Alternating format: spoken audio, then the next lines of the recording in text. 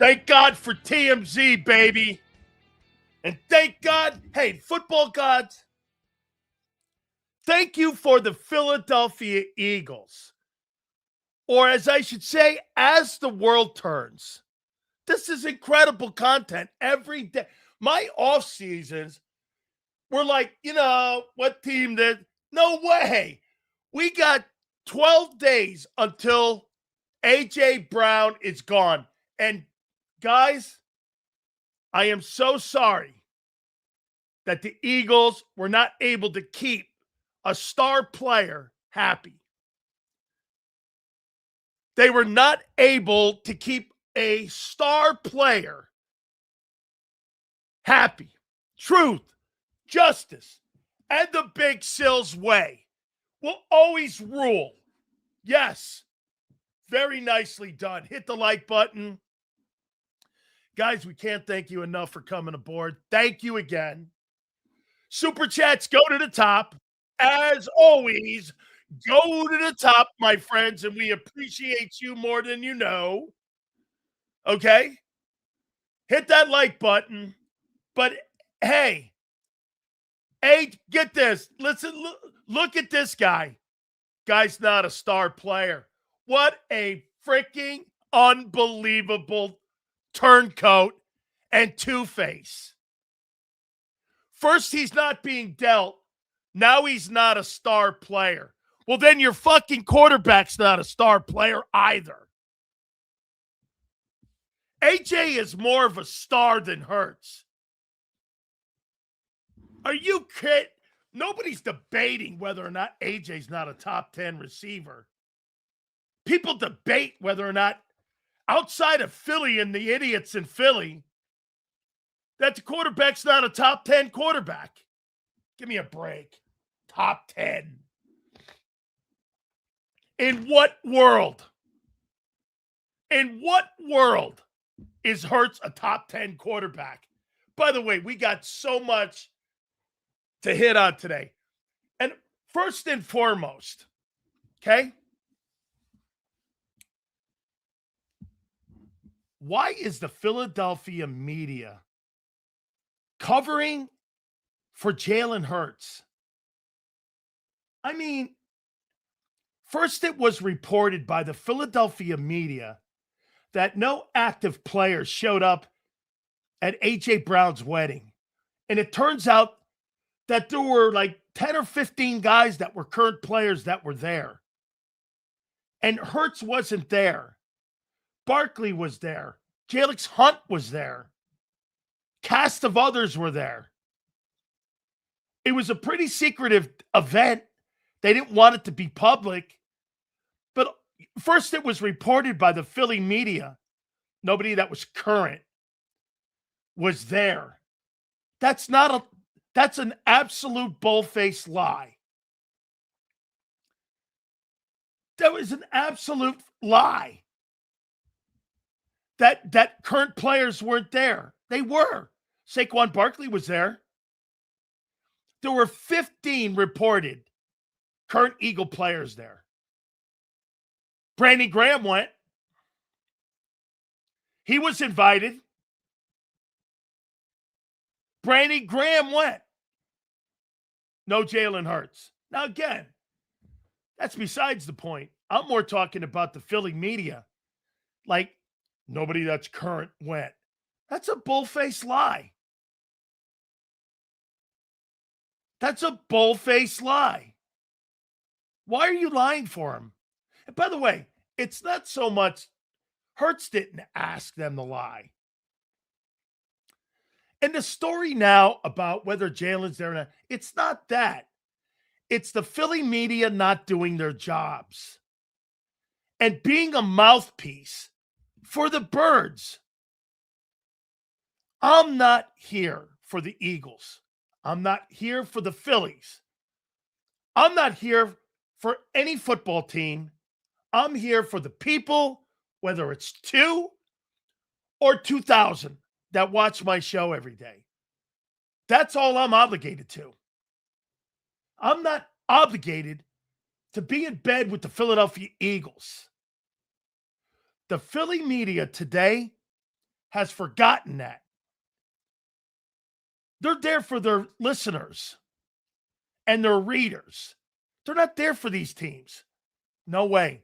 The current media people in today's business placate to those teams because without the accessibility, now you know why Diana Rossini was banging someone. Accessibility. She's there for the Patriots. I mean, dude. Or Mike Vrabel. Come on, man. I'm here for the people that watch my show. I'm not here for the birds. I'm not a mouthpiece. That's crazy. You know what? That's crazy thinking on how you present your shows every day. You want to be buddy-buddy? I don't want to be buddy-buddy with anybody. I don't get it. Hit the like button. Supers go to the top. You know, it's not, I haven't even got to the first page yet. I mean, the open. Why in God's name do you feel you have to bend over for the Eagles? Like I said, I don't really give a shit about whether Hurts was there or not anymore. The relationship was fractured anyway. Okay? And you know the cool thing is, by the way, all of you guys, okay? Hey, they also showed the video of Eagle players being there. Okay? That's not where I'm at. I don't give a shit about that part of the story anymore. I care more about the media in Philly not doing their gigs anymore. Those people don't do their gigs. That's why they hate this show. They can't control it. That's why they hate JAKIB. They can't control JAKIB. And that's because of Zander and Joe. You know why Barkley hated leaving TNT? Because TNT protected him. And some of the stuff that he said. Okay?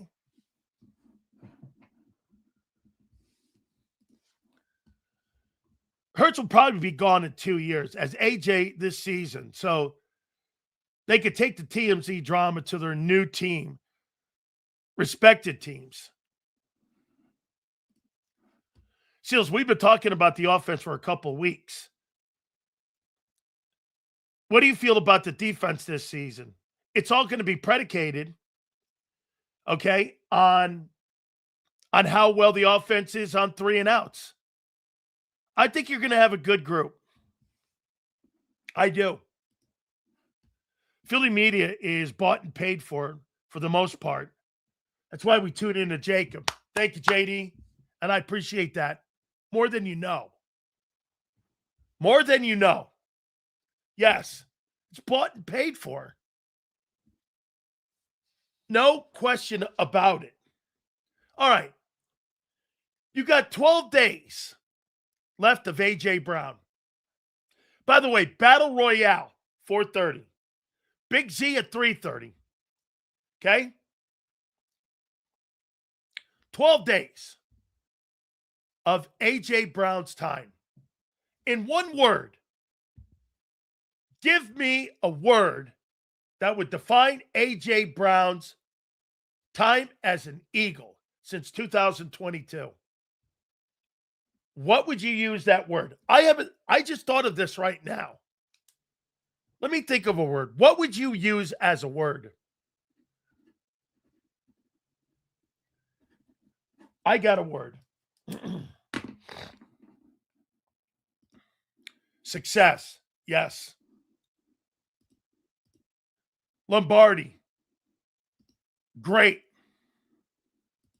Renegade. Tumultuous. Confusing. These are all true. Grand Slam. Tumultuous. Diva. W. Head case. mercenary, fun. None of you have missed it. Champion, misunderstood, roller coaster. Okay. Mental warfare. I don't believe it was a shit show in any way. I think it was a soap opera. And if that's what you mean, James, it was a soap opera. Then yeah, okay. Yeah. Here's my word. Dominant. Dominant. He was a dominant player. Unpredictable, okay? Underutilized. Villain. Having 3 playoff wins in 3 decades is a shit show? Yeah, no, no, not here. Someone described this as the best timeline that couldn't happen. It could have happened with T.O. Yeah. This is what T.O.'s time should have looked like. That's a great take. Yeah. T.O. should have had this timeline. T.O. was a better player. But T.O. didn't have the better timeline. That's a true story. That's true. That's right. Could have happened with Terrell Owens. Terrell Owens couldn't, and nor could McNabb. You know what? I got to do this before I move on to where I'm going with this. You got to hand it to Hurts. Hurts would have handled Terrell Owens. McNabb wouldn't have been able to handle AJ. Let me put this out there to you guys before I move on. And, topics evolve. Do you agree? McNabb couldn't have handled the talent that was on the team in 24 because his ego couldn't have let him. Do you agree with that? That McNabb would have been so insecure that McNabb couldn't have handled Barkley's success, Brown's success, Devontae's success. McNabb would have never been able to handle it. Hurts did. Hurts handled it. Jalen Hurts should get a lot of love for handling the A.J. Brown era. Here, you want something positive from me about Jalen Hurts? McNabb failed in handling Owens. Nice job, Reyes. You gave us a spawn topic. Hurts should get a lot of love for the Brown era in handling AJ, the book reading on the sidelines, the stupid post, the quirkiness. There may not have been any push-ups, but there was a lot of head case stuff that went on here. Right? And Jalen should get a lot of love for handling Owens. Excuse me, A.J. Brown. Right? McNabb would never have handled any of this success. The reason Donovan McNabb didn't win Super Bowls or a Super Bowl, he was too petty. He was too petty. Too petty. Hurts handled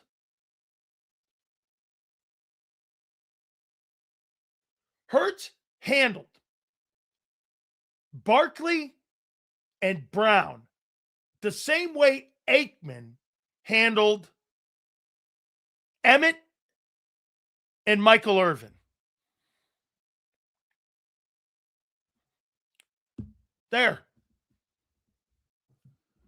That's as positive as Jalen Hurts made the A.J. Brown arrow work.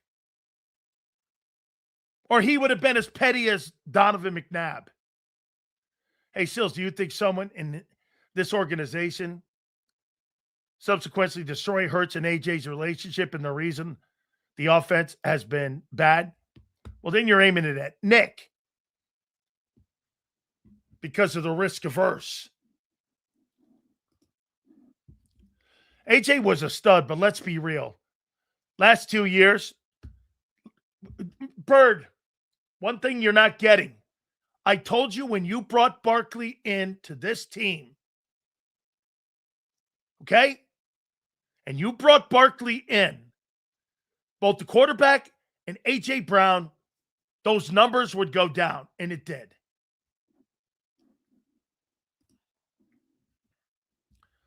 Sales, quick question. If Andy could have deal with T.O., do you think he could deal with A.J.? Yeah, because I don't think A.J.'s smarter than Terrell Owens. He's smarter. I think he sees the room better. Owens sees him in the room only. AJ knows it's a team sport. He needs others around him. Okay? There's a reason Owens doesn't have a Super Bowl ring. There's a reason Randy Moss doesn't have a Super Bowl ring. Those guys see themselves as the only people in the room. In a team sport, okay, you got to see others in the game. You got to McNabb only saw himself. You had two dudes, and McNabb and Owens, that only saw themselves in the room. That's why he didn't win more.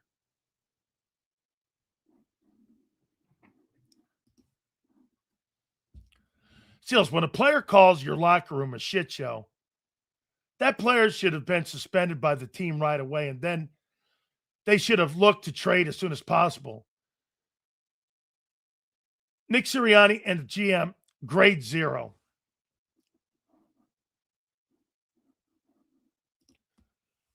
Sills, I disagree with the Aikman comp. Aikman was able to manage Irvin and his need to have a passing game through him much better than Hurts has handled AJ. Unless Jimmy was the variable. Jimmy was the variable. Jimmy was the head coach and put all those guys together. Nick didn't put those guys together. Remember something, Bob. Anytime you talk about the Cowboys, remember, it starts with Jimmy Johnson. He put the coaches together. He put the players together. He was in complete control of all football operations. He was the GM, the personnel director, the head coach, responsible for hiring. Jimmy was the outlier here. You're doing it with multiple faces. There was one face in Dallas, Jimmy Johnson. That's right, Hollywood. Jimmy ruled the ranch. That's why Jerry will always be upset. Okay?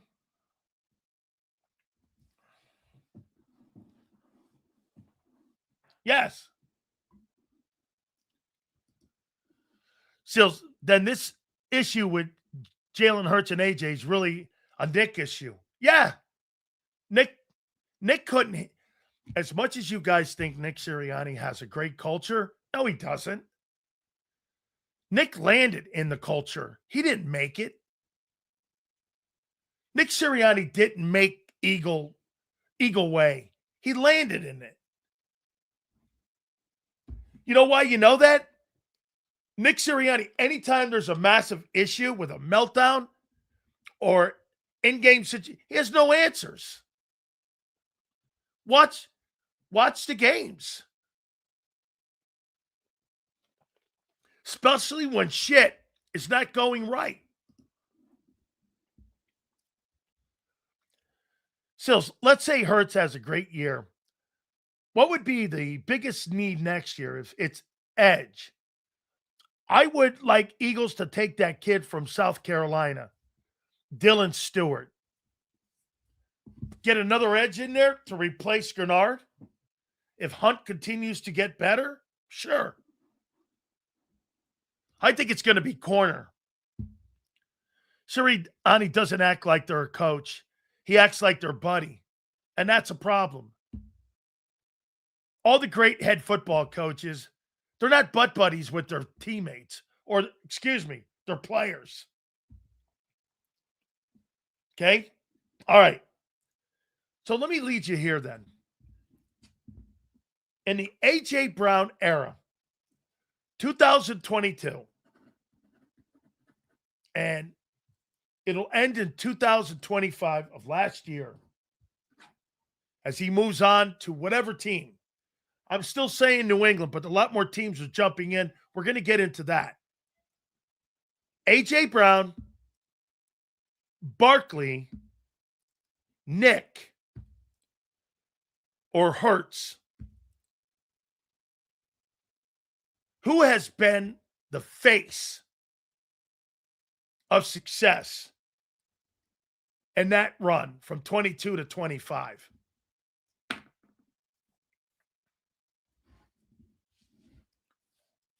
Let me give you my take. The Eagles never had this type of success until AJ showed up. Saquon Barkley, when he showed up, he was the cherry on top of the cake. Nick is not responsible for one thing except he's not responsible for the players in the room. He's not responsible. Well, maybe he is responsible for the style of play. Okay? Taking the ball out of the hands of the quarterback. Hurts is the quarterback. See, and get this. How many people think that, okay, who was responsible for the success in Dallas? Emmett, Aikman, or Irvin?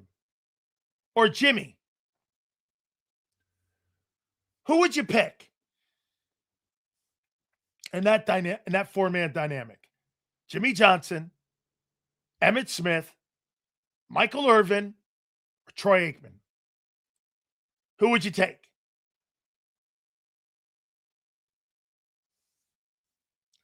Consensus is Jimmy. Okay? It's Jimmy. Right? Jimmy Johnson. Okay? Some would say Emmett. No problem there. Now, let's apply that to the Eagles. Brown, Barkley, Nick, or Hurts. In the Brown era, who's responsible for the greatest era in Eagle history? Super Bowl era. I don't want to go back to the 40s. Okay?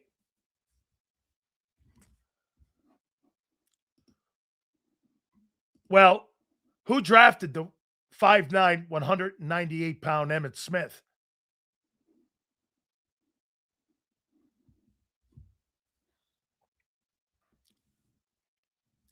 I don't think it's the quarterback.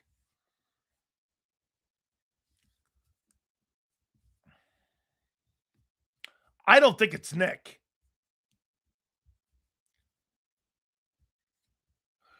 Do you guys believe you're going to win as much without AJ?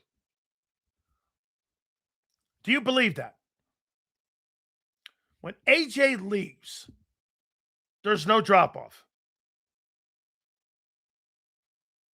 Do you believe AJ, there'll be drop-off?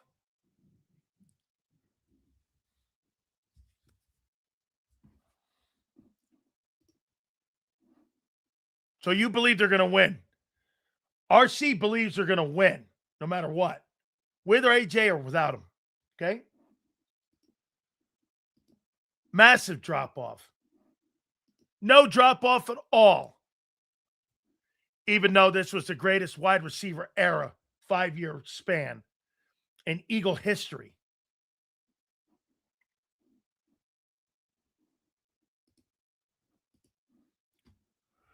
Howie's still in the building.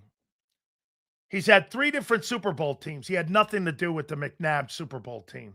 That was Banner, Reed. He was in the building. Jimmy would have let crap like this fly. Wouldn't have let crap like this fly. Jimmy wouldn't have let AJ move. Jimmy would have made those guys work it out. He's not getting rid of Michael Irvin. I don't care how many cocaine lines he does. How many times he gets into trouble. Jimmy Johnson wasn't letting Troy Aikman go or Michael Irvin go, no matter how many coke lines he did. That's not going to happen. It was Jimmy's team. He made sure the players knew that, and if there was ever a player issue, he sat them down. Actually, it's true. Devontae taking half a salary, probably the best move. Jimmy told you to run laps, you did it. That's for sure. So Jimmy was the hub of the wheel. Emmett was the reason, but it was Aikman's ability to take a step back that made it work. Okay, here. Bob. And I'll compare this to a basketball comparison. You ready? How many people think that Dwayne Wade took a step back when LeBron James went to the Miami Heat? You know what the first thing Dwayne Wade told me on the air? When LeBron got signed by Pat Riley, you know what he did? He went like this and said, LeBron, this is your team. This is your football team. Or excuse me, this is your hoop team. When all actuality, everyone knew it was Wade's team. Or Steph Curry. Kevin Durant, this is your team. They made those guys feel like they were bigger than the team, knowing full well that Steph and Wade, okay, were the true leaders. Those guys were the true leaders of the team because they were willing to take a step back. Okay? They took a step back.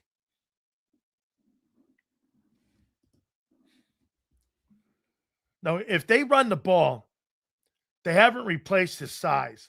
Offense has to be a precise, short, quick passes, getting the ball out of Hurts' hand quickly so he doesn't have to force or think about it. If Devontae goes off this year, it'll be interesting if he will get Saquon's treatment, a massive raise. Saquon didn't ask for it. I don't imagine Smith would. Also, Saquon wasn't even drafted by the Eagles.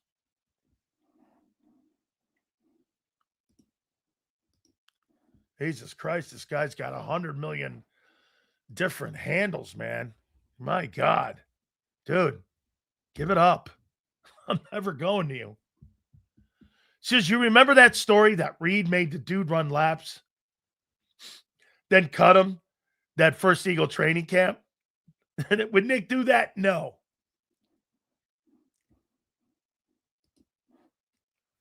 Kevin Durant said out of his own mouth that he never saw himself as a leader of any team he was on and never wanted to be. Dude, hey, it's fucking wild. You ever seen another man stalk another man? Hey, maniac. It's kind of quite ridiculous, but it's really wild. I mean, I've never seen a guy more like Smitty. I mean, guy, kudos to you. This guy sets his alarm clock to the show. I gotta love it. You know, hey, maniac. There's a part of me that loves it because he sets his alarm clock in his life. Hey, yeah, no. It's one of the greatest. Oh, no, we love it. We love it here.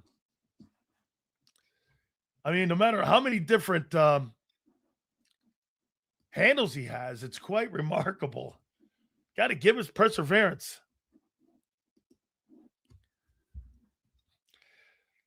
AJ era had run its course. It's time. So wait a minute. But the Hurts era hasn't, right? I think they have left meat on the bone and some lost opportunities. Okay.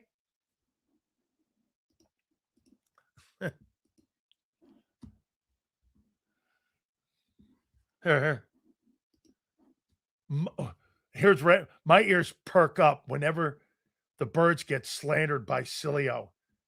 It's already a natural response by it. I set my watch by it. Slander? It's called reality, douchebag. Get used to it. Let the man. Oh no, hey, I am. If it makes people feel better by doing that, more power to you. Absolutely, man. Now for the real nugget here. I got to read you this. I got to read you this thing here.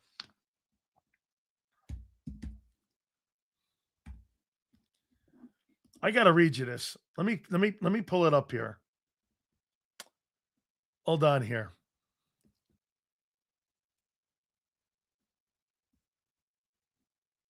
I got to read you this. Hold on.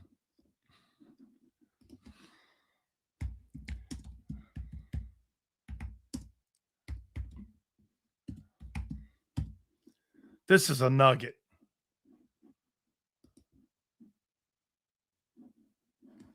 Okay. So let me go here. Here it is here. Okay. Let me see how I can present this. How can I present this in a way? Okay. So Ian Rappaport came out with a Jalen Hurts line. And let me read it. I'm trying to find it. Where the hell is that?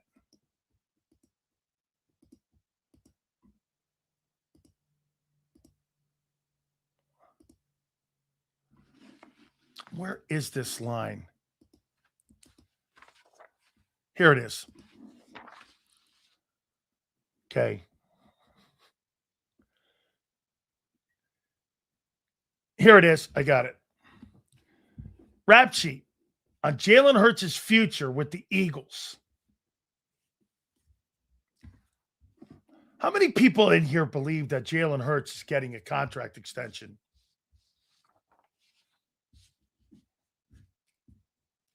This offseason.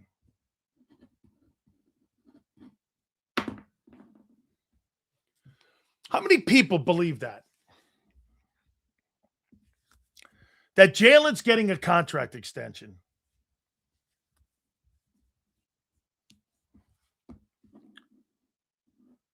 I don't. Nope. Depends. If Hurts gets this offense down pat. Depends. This offseason, I don't see it. So Reyes thinks he's getting a contract extension this offseason. Not a chance. It's time. Hang on. There we go. Nope. Next season. It's time to move on. Yes, Hurts has probably ran its course, but can't do anything with that now unless he proves us all wrong. Fair enough. This offseason, like right now, yeah, right now, he's eligible for it. Sills, that's no more up in the air than Jalen Carter's extension. All right, well, let me read you something here. Here is Ian Rappaport talking about Jalen Hurts' future in Philly. 2-time Super Bowl appearances, 1 winner, Super Bowl MVP. Every year he's played in Philly, they've gone to the playoffs. Rap sheet, Ian Rappaport on Jalen Hurts' future with the Eagles. Speaking to Eagle officials and sources, is he going to be here for the next 10 years? His play this coming year is going to determine it. If it's a bad year, I would say everything at the end of the year will be debated, and that will be up in the air. Having that extra first-round pick in 27 or 8 would help restart that conversation. The A.J. Brown pick is going to be Howie Roseman's chip in the hole. Sills, Nick took the ball out of Hurts' hands in order to win, which worked. Why are they now putting it back in his hands? Great take. So, how you doing, my friend? So right now, Ian Rappaport talking to Eagle officials and Eagle inside sources are saying that 2026 will determine Jalen Hurts' fate. That sound like an elite quarterback to you? Nobody's talking about replacing Burrow, Allen, Mahomes. Nobody's talking about replacing those guys. And Matthew Stafford is 38 years old. Nobody's talking about replacing those dudes. Shit, nobody's talking about replacing Brock Purdy.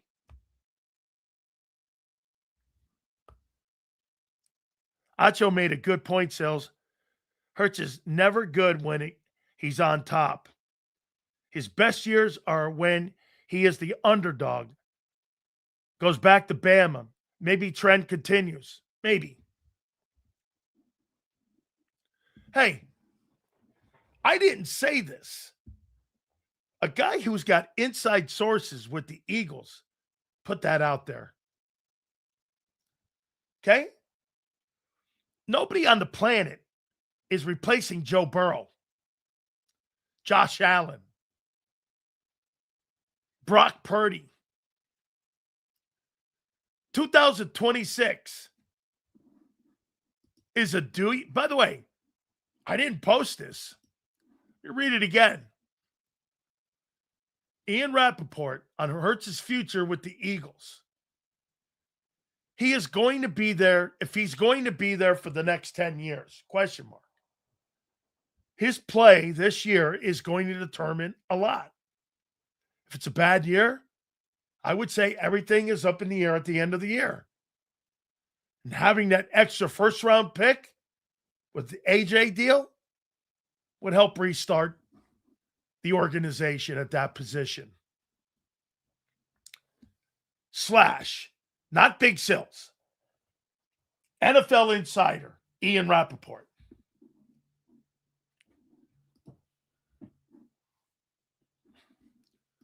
Well, shit, he beats the Eagles.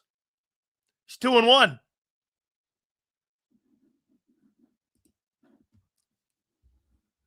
So Howie's focus on the extension is rewarding what Hurts has already done. Yes, he should get it. But this team appears to be focused on the future. Agreed. Truthfully, Howie wishes Hurts was good enough so he would want to extend Hurts. I agree. Extending Hurts would really help Howie's cap space. But he's not in Howie's long-term plans. That's a fucking great take right there. You are 1,000% correct. The reason that they restructure Dak Prescott's deal almost every other year It's because Dak's part of the future in Dallas. Hurts is Hey, when's the have they ever? Let me ask you this question. Have they ever restructured Hurts' contract? I must have missed it. Have they ever restructured his contract?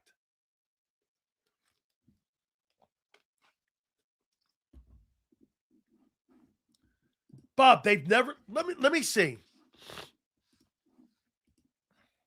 Have the Bills ever restructured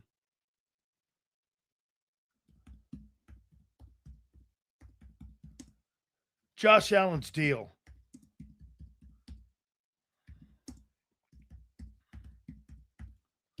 Let's see. Yes.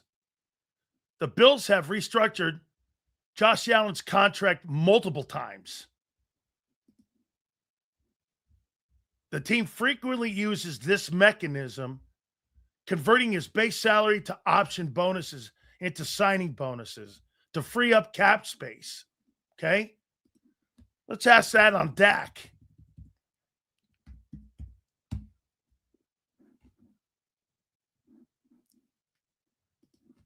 How many times have they redone Dak? Yes. The Cowboys have restructured Dak Prescott's contract several times to clear immediate salary cap space.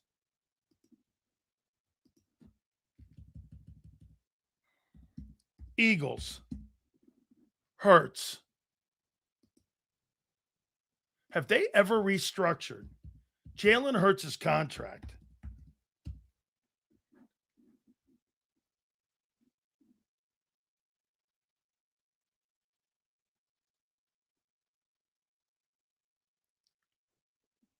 Have they restructured it? This says no.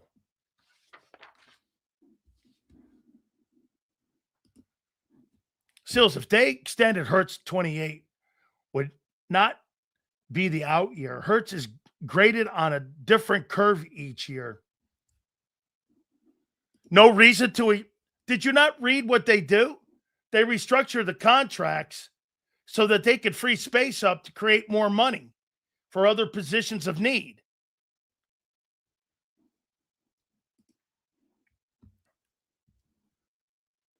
His cap hits are likely not. Let's see if they've done the Burrow. I don't know if they've done Burrow, restructured Burrow's deal. I think he just signed that, right?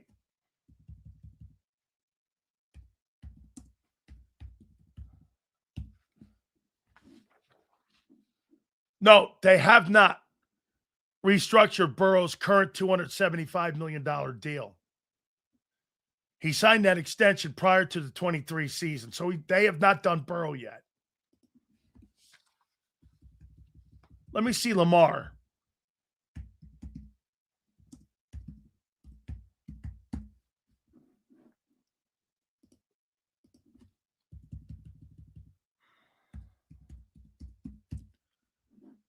Yes.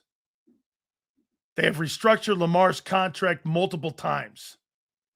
They just did it recently to clear up $40 million in cap space to pay other positions on the team. It immediately dropped the 2026 cap from 74.5 to 30. So yeah, most teams are using this to create cap space. Sills, what motive does Hurts have running the ball on a new contract? Get lit up by Sonny Styles, Frankie Louvu?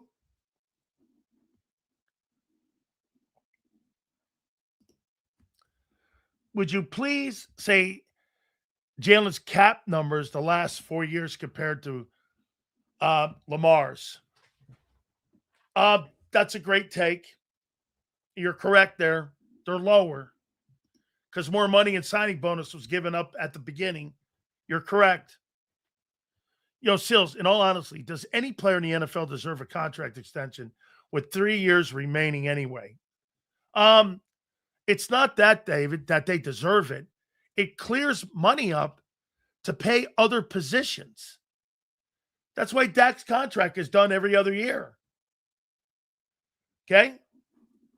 So here, wait a minute. Let's get back to this Ian Rappaport story. What do you make 2026 is a prove-it year for Hurts? That's another national guy who's got inside information on the Eagles that is basically saying 2026 is a prove-it year. How can a guy with all that success have a prove-it year?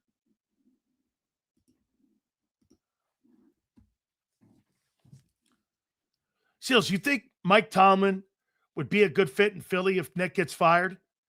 Yes, but that's not what the Eagles, that's not what Jeffrey Lurie does. Okay? They like hiring people with no history of being a head coach. You're missing the point. Why does Philly need to restructure when they plan ahead better than anyone else? They aren't restructuring Hurts this year because they want him to prove himself. Okay. That's my point. No, that is my point. They're not giving him a contract because this is a prove-it year. Dude, Josh Allen doesn't have a prove-it year. Or they're going to move on from him. Or Burrow. They're not moving on from them guys. Again, this is why the Ravens want a Lamar extension. He is in their long-term plans and needs cap space to put weapons around him. DFW, thank you for being here every day. I mean that. Big question is, would you draft him knowing what he is right now? No. Well, who am I? Sasha, it's a great question. If I were to draft Jalen Hurts right now, Sasha, what team am I? The Eagles? Maybe. The Jets? Never. The Cardinals? Never. And those are the teams that are at the top of the draft every year. He's limited in passing the ball. He would be Tyrod Taylor in New York. In Houston, he's Jalen Hurts. Okay? Got a great defense, run the ball, playmaking kind of decision maker, all that. Like, as a startup team, I had, like the Browns, no way. Now, wait a minute. Could Hurts turn the Browns around? Got the fourth best defense in football. Get him a running back? Maybe Hurts in Cleveland would turn that thing around. I'm being honest here. Because they have the fourth best defense in football, you get him a running back, you got the defense, put a couple pieces around him, the Browns might be a winning football team with him there. I think he could do something in Cleveland. Yeah, James. James, I'll tell you what. He'll do more in Cleveland than what Shador would do. Denver, Denver too. Absolutely. Cardinals, Jets, Giants. Who else sucks? The Dolphins. Hurts would be obliterated there. But Cleveland with the D, Denver, Houston, I think he'd win there. Minnesota, I think he'd win there. Yeah. But again, if I'm starting from scratch, I have no interest in that guy.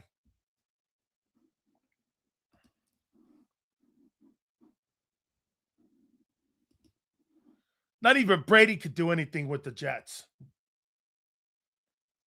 They'd be competent, but not win. Does that make sense, Cover?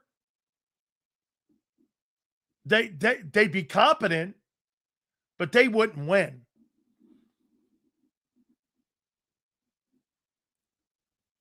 Let's see here.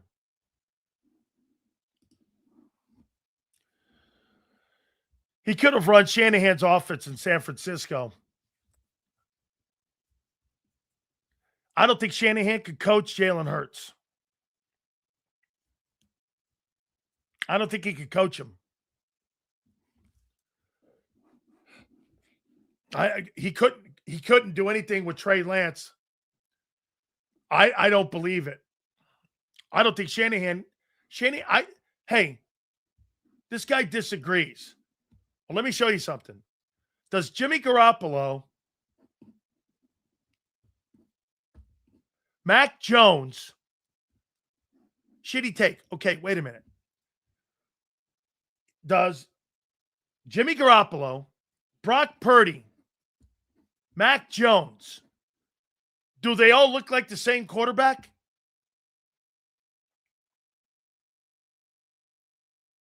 Do they look like the same guy in the same skill set? That's right. He didn't coach Kaepernick. Harbaugh did. Okay? I mean,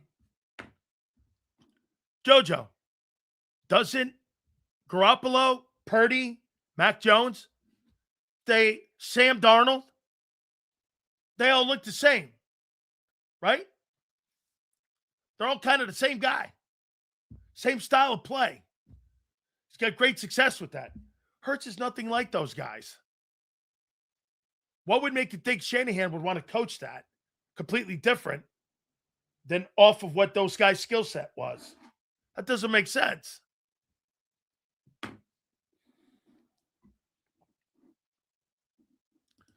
Nobody said that Jalen Hurts is really this bad. If Jalen Hurts is really this bad, then has Patrick Mahomes even beaten a good quarterback in the Super Bowl? What does one game have to do with a guy's skill? What are you talking about? You think 60 minutes of football determines whether or not a guy's good or not? David, because you win a Super Bowl doesn't mean you're a week-to-week quarterback who can carry your football team and is an elite player. Elite guys like Dan Marino had a bad Super Bowl. Does that mean Dan Marino's a bad quarterback because he played shitty in that one game? Absolutely not. Or that John Elway was 0-3 in Super Bowls? What are you talking about?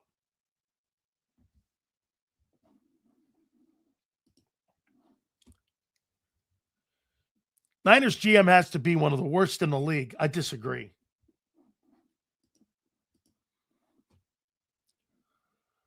The most important 60 minutes in the entire league, literally the entire point of the league, is to win a Super Bowl. You're missing 60 minutes of football. So you're telling me winning the Super Bowl MVP on playing 60 minutes of football versus playing 6 months of football every week, every single month, you think that's harder than to play 6 months of football year to year? When 30 different guys have won the Super Bowl MVP who are nobodies. Ridiculous take. So you think Mahomes going the same after the knee injury? Yeah, you know why? Mahomes' magic is in his arm. Was Favre a traditional West Coast offensive player? Favre's problems were this. Okay? Favre's problems were when he retired the all-time touchdown passer. But he also retired the guy who threw the most interceptions.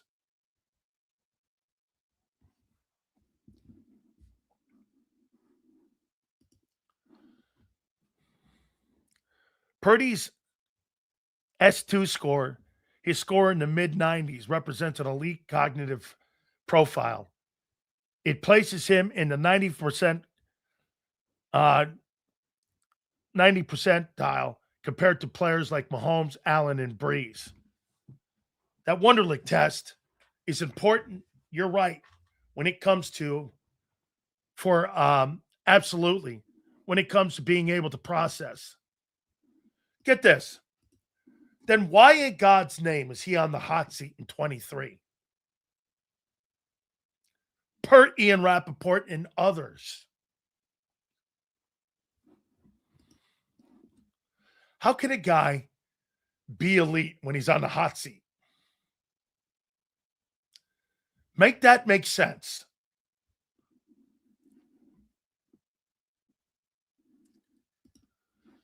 NBA Finals MVP means more than a regular season MVP.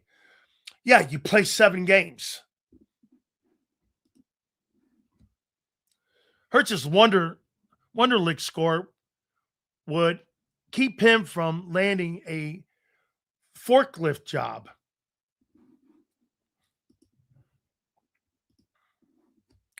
Games with no competition in a half and still winning is crazy.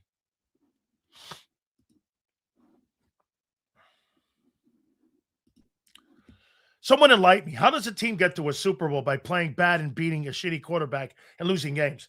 Your quarterback had very little to do with the team in 24. It was a Saquon Barkley year. Stop making it sound like that was Hurts' year. He threw for 2,900 yards and 18 touchdowns.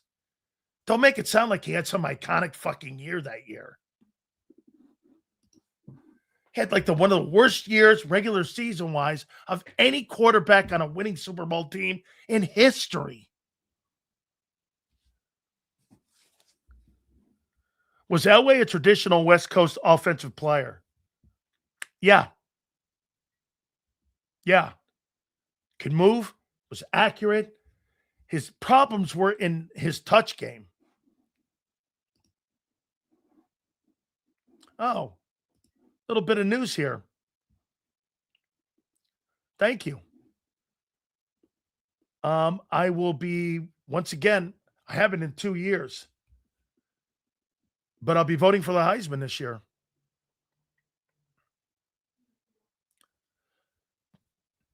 Heisman CEO Jeff Price today announced the new leadership board of Tim Henning and Charlie Woodzow.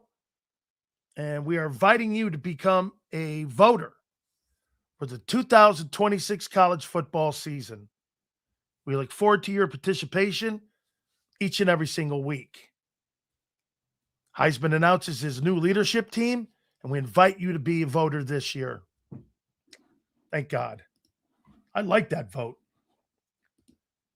Yeah.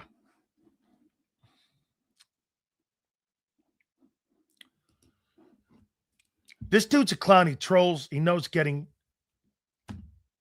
Hey, so you know, Mello, and if you watch the show, this dude is one of those guys who doesn't like truth. So he'll listen to all those wormy shows in Philly that kiss ass. We don't do that here. We speak what's on our mind, and I don't give a shit about a Calvin in like Passaic, New Jersey, or in South Philly on what he thinks before he goes to bed and how I can get him riled up. Trust me, dude. I think about a Corona when I'm done, not Calvin the idiot. There you go, Mello. It's banter. He thinks it's ripping. It's back and forth banter. You get it. He's an idiot. Really. 3:01 my time or 6 o'clock your time. I'm fucking cracking and open a Corona, dude. Worrying about Calvin in South Philly to rile him up. That's a new one. We rile Calvin up. Wow, is Calvin riled up yet? Calvin the rile up guy. Troll. I learned what that was, Sue, a month ago.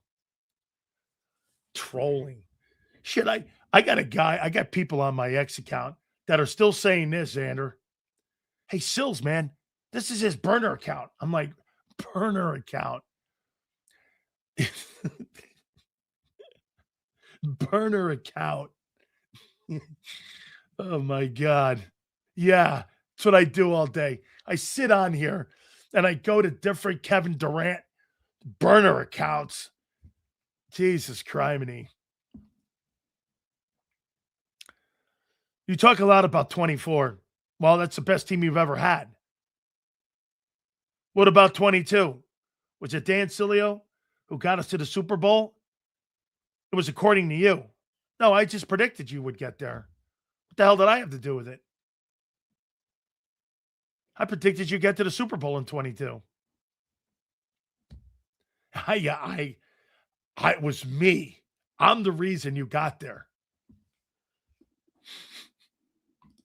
It's my publicist. I got a publicist now. I got a publicist, Cam.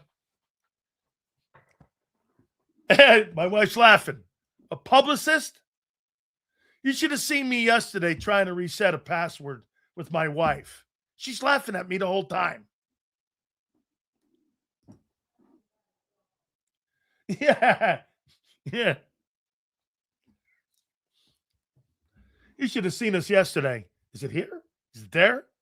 Should I call Zander? Zander's got more problems. Hang on. Should I do this? Should I do that? Big question is, would you draft him knowing what he is right now? The offense which you're planning has he proven he would be the top quarterback in this system? No. This system here that they're putting in, that'd be like draft. That'd be what that like draft. You know what drafting Jalen Hurts would be like today for the Philadelphia Eagles system that they want to run? It'd be like drafting Trinidad Chambliss. Could Trinidad Chambliss run the Eagle offense? I don't think so. Could he run Buffalo's offense? Yeah. Could he run Baltimore's? Probably. Probably. Anyone played a sport knows Hurts is one of the best in the league. At what? DK, what? Stop with the team winning thing. Take that out. What does he do best as a quarterback? What does he do best? It's a good topic, actually.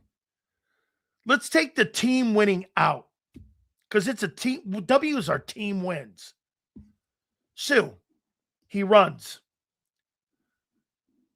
Okay? So, running the ball. What does Hurts do as a personal skill set that's the best in the league? I'm asking you, okay, squat 700 pounds.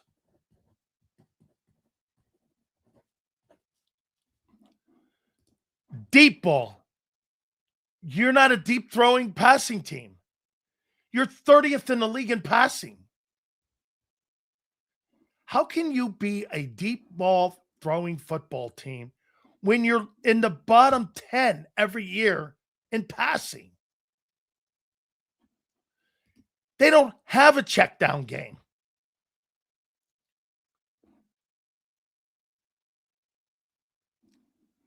What, as a skill set, does Hurts do that's elite as a quarterback?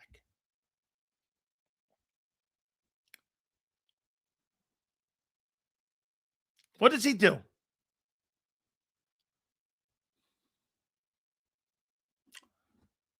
Run the ball and squat 700 pounds.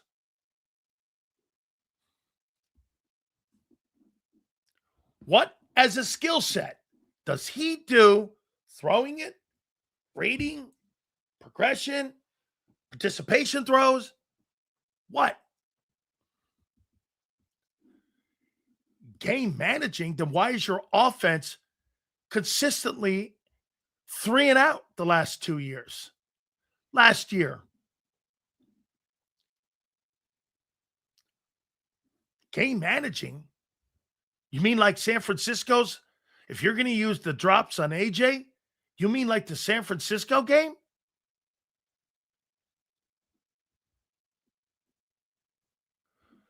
Like I said, what skill set as a quarterback does he do that's elite in today's NFL? Okay, he throws the deep ball well, even though you don't use it. Okay, he runs the ball, he squats 700 pounds, and he has a deep passing thing. What else?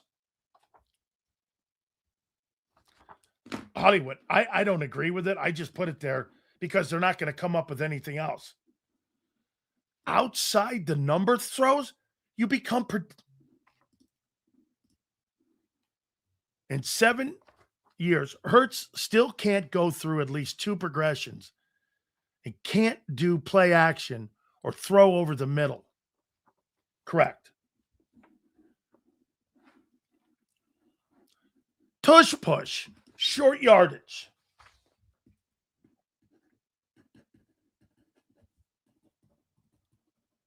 I'll take that. Short yardage.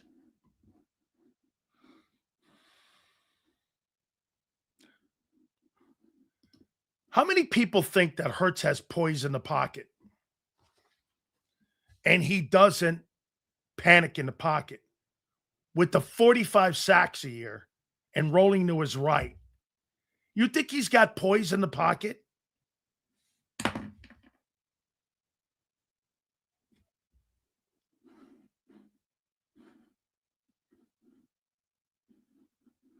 Calvin, I'm not really picking on you, Calvin. We're good, bro. We're good. So I guess your asset was running your mouth because you consistently rode the bench in your career. Holy shit. Would you lay off the kid? Damn. No.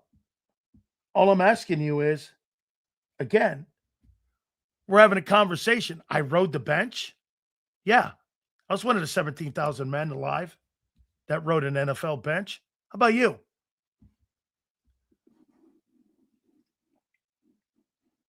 I rode the bench. That's like saying I was an astronaut that didn't go to the moon, but I was still in the space capsule up top. But I didn't land on the moon, but I went for the ride anyway. But there's only been like 1,000 astronauts. I mean, hey, dude, there's been 26,000 men that have ever played in 110 years of this league. Okay, I rode the bench on the NFL. I don't have a problem with that. And I was drafted 56th. I'm totally good with that.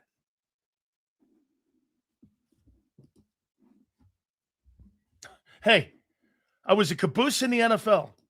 Okay. What were you? A shit-waving fan. Prince. You know, Prince, I like you. Seals, good afternoon. Hurts might be the only quarterback to have multiple coordinators, and this is why he's having a prove-it year to show if he is worth re-signing. Let's see here. Once again, and by the way, lay off the kid. Hey, Marsh, according to Ian Rappaport, today, he did his show. This is today. Is he going to be there for the next 10 years? I don't know. Is playing next year is going to determine a lot. 26. If it's a bad year, I would say everything is up in the air. Having an extra first-round pick, 27, can help the Eagles restart that. That's where the topic came from. Ian Rappaport did a show today and said that Hurts' 2026 season is going to determine whether or not he's here for the next 10 years or he's not. It's a guy who covers your team. I didn't post that.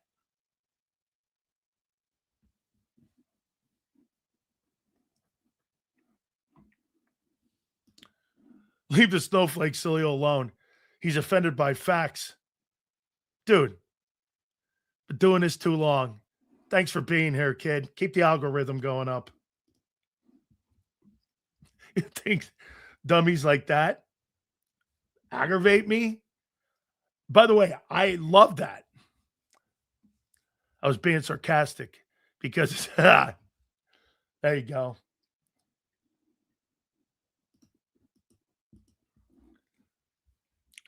It's easy to skew passing rating when you're willing to eat sacks. That's a good take.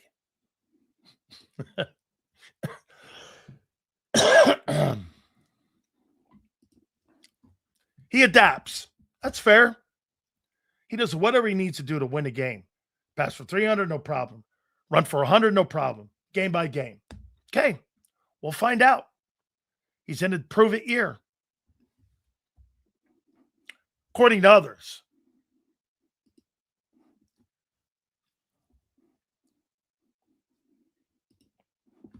Seals, hear me out.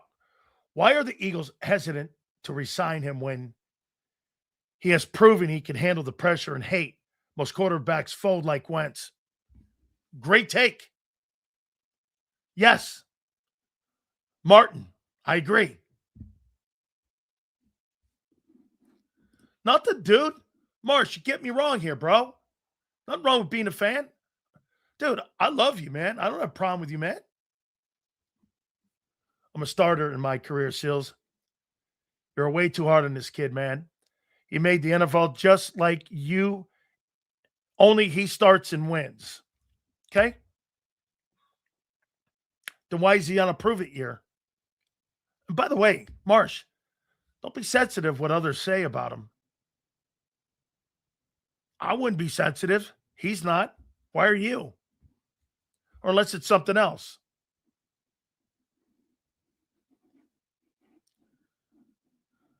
Hey, Marsh, may I say something to you? And you tell me if you get offended by this. Should I go here? No. Because you guys, not you, Marsh. Nah, Marsh, I can't go there because most people couldn't take it. And I don't believe, I better not. Because too many tears will come out. And, when we talk to reality, what happens to people, they start fucking getting too thin-skinned. Okay? So I don't want to do that.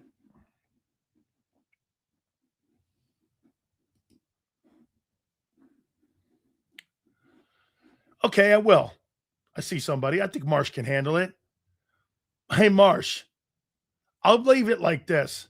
Hey, dude, I root for Italians too to do well. I don't have a problem saying that. I don't have a problem saying that. I root for all my paisans except Nick.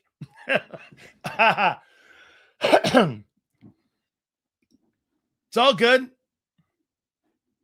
I root for all Italians to do well. Okay? All my boys except Nick. So I'm good. You want to call me that? I'm all right with that. Is the quarterback the most important position in sports? Yeah. It's the most visible.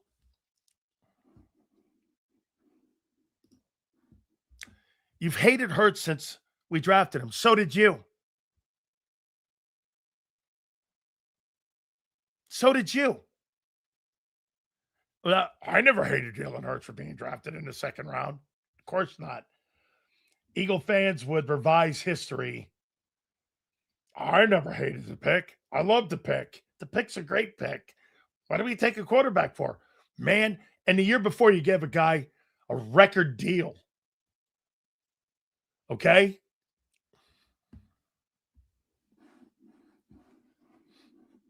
Hey, don't get me wrong. Dude, I love Marsh. Marsh is my boy. He's good. Here, watch this. Nah, I've been a Jalen fan since we drafted.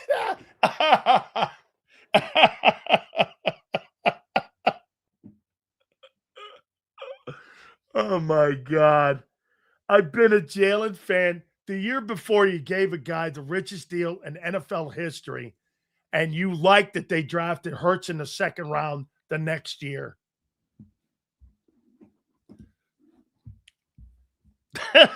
Oh my God. You can't write this shit up. You can't make this shit up. I don't know if he does, but Sills, okay, he stinks. I didn't say he stinks. I never said that. And that's a great take. This is a really great take here. This is. What if it goes, this shit is hard to win? The grass isn't greener on any sides. We ain't the Steelers are back. The Steelers are still looking for a quarterback after Roethlisberger. Correct. You're right. Get this, guys. The writing was on the wall for Wentz after they gave him a record-breaking $32 million deal. The writing was on the wall. They wanted to give him the extension. The writing was on the wall, he says.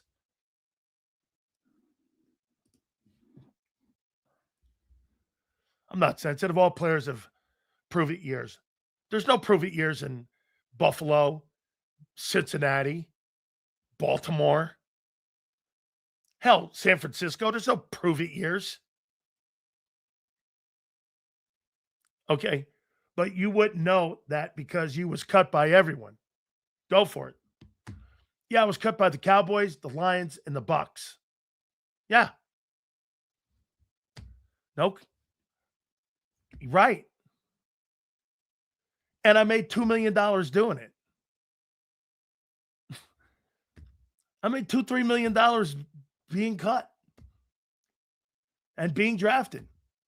You're right. And I get a pension. You're right. Not sure what else to say. Hey, I got one.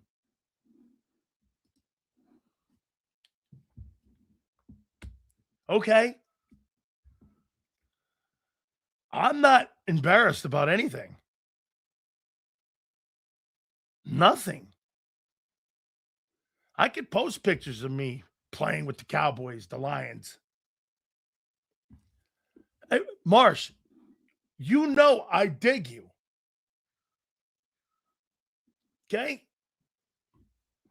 By the way, Marsh, do you think I'm rooting against Hurts?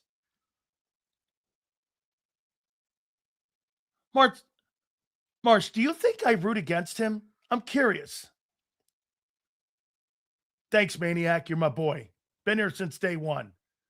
Marsh, just you don't have to put another dime up. Just put it up here. You think I root against him? You think I root against any NFL player to fail? I'm curious. You can answer right away. You don't have to put anything up. Do you think I root for an NFL player to fail? Do you really believe that? That I wish for someone's failure?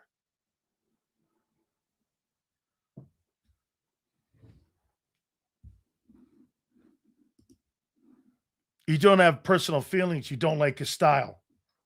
Yeah, that's pretty much it. That's pretty much, yes. Okay, that's it, really.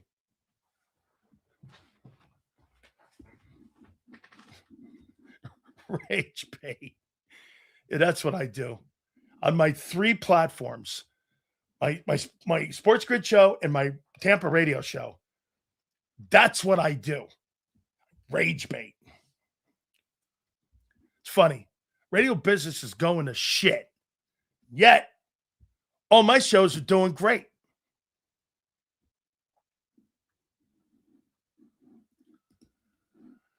So listen to your own videos. Listen to how you talk about him. You would think you dislike him. I dislike how they're coaching him. I dislike that style of play because it's not a long window. They're trying to extend it. I think they've done a poor job coaching him. I think all these coordinators have hurt him. I think he's a good player. I think he can't read defenses.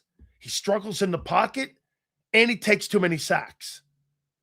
That's all fair. And if that sounds like hate, that's obvious. And now Ian Rappaport today on his show is like, Hurts has got to prove it. You're in 26. Dude, is that guy hate him too? Love you, Sills. That's my donation for the day. Before your basement buddy, Mark.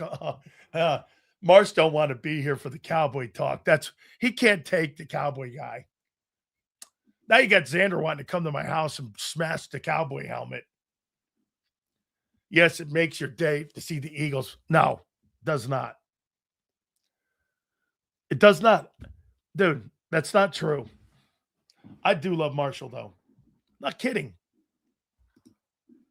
You're biased and only hold Hurts to these impossible standards. It kills you to give him credit for anything.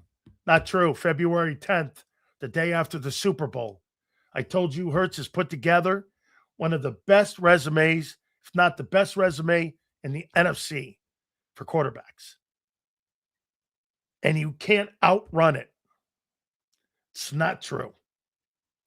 I just gave him credit earlier and said that he would handle this situation with AJ better than Donovan McNabb would. And Hurts would have handled T.O. better. Guy, I'm not giving you those pleasant reach arounds to make yourself feel better about your life.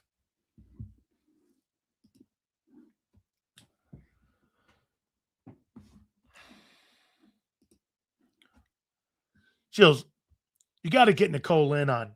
You know, it's funny, Hollywood. Agents don't really do a lot.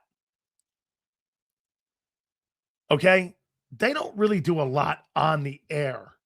Like Drew Rosenhaus, have you ever seen an interview with Drew? Like, have you ever seen him on the air? You don't really see him on the air talking very much. He may do a South Florida show because he knows Joe Rose very well down there. And he used to come on my show down in South Florida.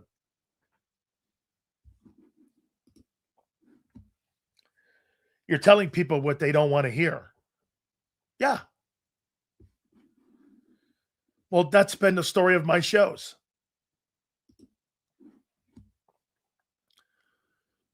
How do you say Dak wins the Super Bowl with the Birds when he throws multiple picks in the first half of the playoffs? How can you say Dak wins the Super Bowl with the Birds when he throws multiple picks in the first half in the playoffs? When did I say that? I said that Dak would win multiple Super Bowls in Philly? Did I say that? I must have been under the influence. Now, I would say this. They would build a team differently. Here, maybe last week what I said was they would build the team differently around Dak. Dak wouldn't throw the ball as much. He'd throw it less and then have a better running game. So they would build it differently.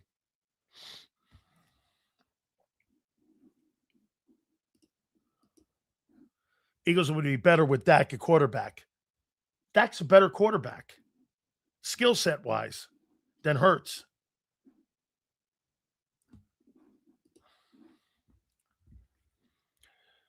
I'll say it. Dak would win multiple championships with this roster. Hurts has been beyond blessed with it. Seals, who do you think leaked the Hurts critique to Rappaport?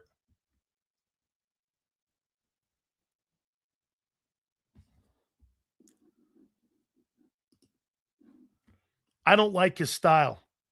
Listen to this one. I'll get to you, Marsh, promise. Is that these racist clowns say about almost all black quarterbacks? Josh Allen is dual threat, and the guy glazes him. Jackson Dart, too. Dan loves that style if the guy's white. Now I know where you're coming from. You're a pea-brain, stupid, low-brow, fucking ignorant dude.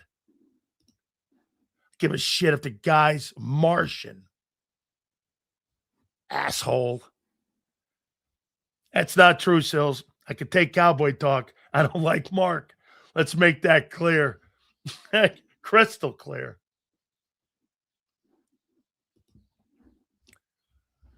Sills, the year that Dallas lost to the 7th seed Packers, may you look up what was the offense number that year, as well as the defense. I think they were highly ranked. I think both were highly ranked.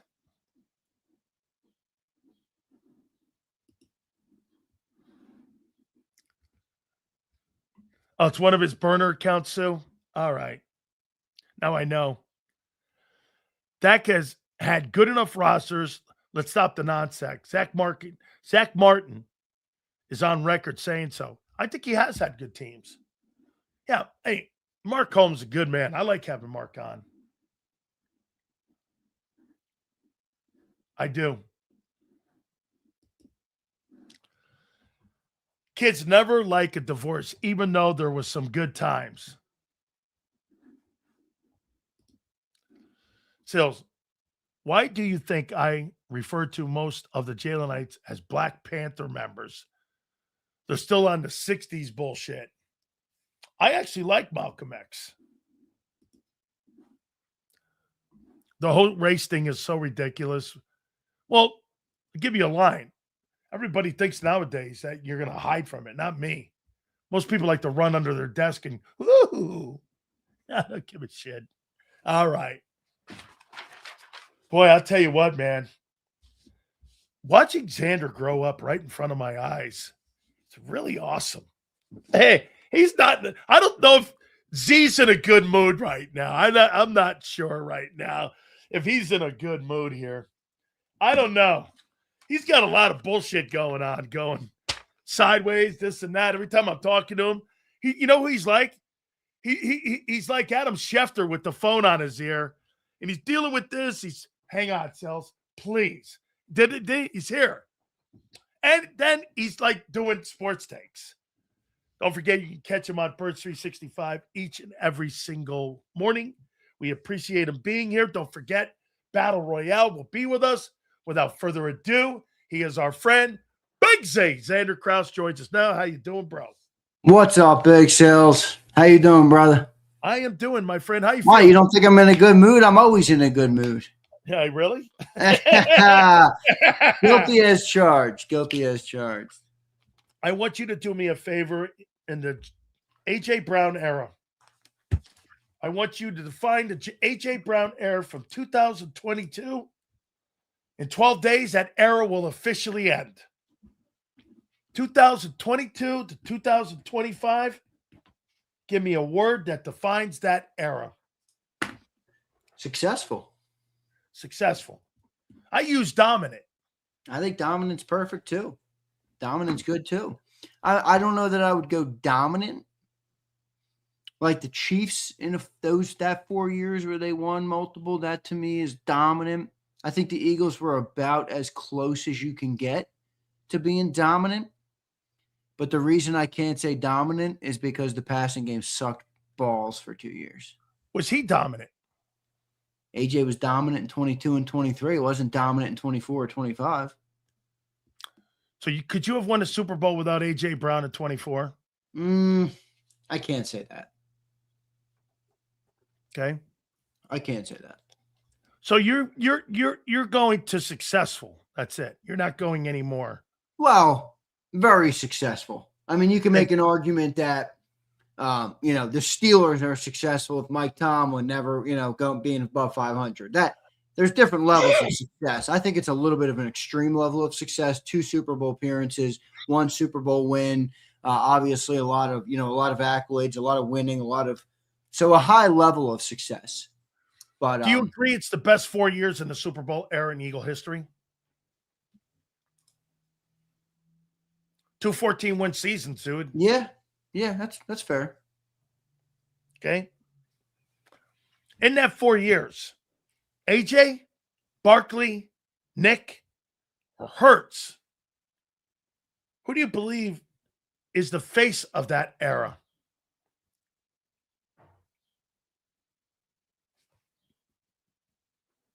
AJ, Barkley, Hurts. AJ, Barkley, Nick, or Hurts?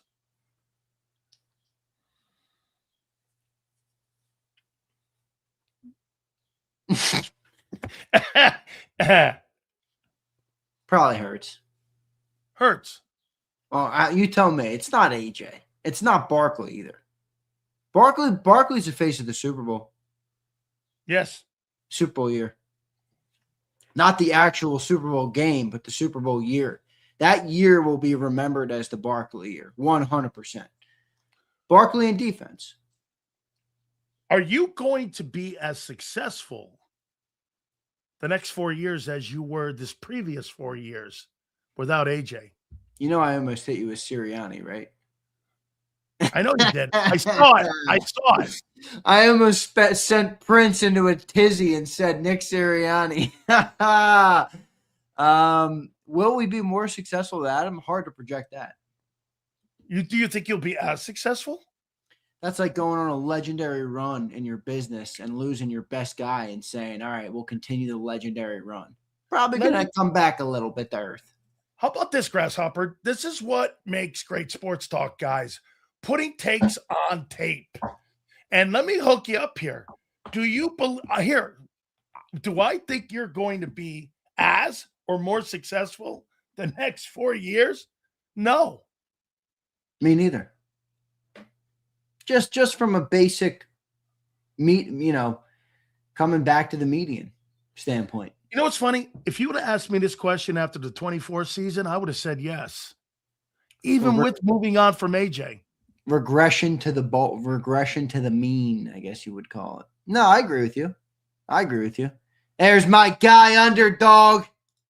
Sirianni got me a bowl with no quarterback. Legend. I don't get this guy on the screen with me, underdog. This guy tells me every day for 5 years the quarterback blows, and the head coach is 60-18 with him, and the coach sucks too. Howie season. Now he's got the fucking suit, the 5'6" suit. Howie season. By the way, that was a hilarious comment earlier about people who protect Jalen. But I could take that a step further too. Please.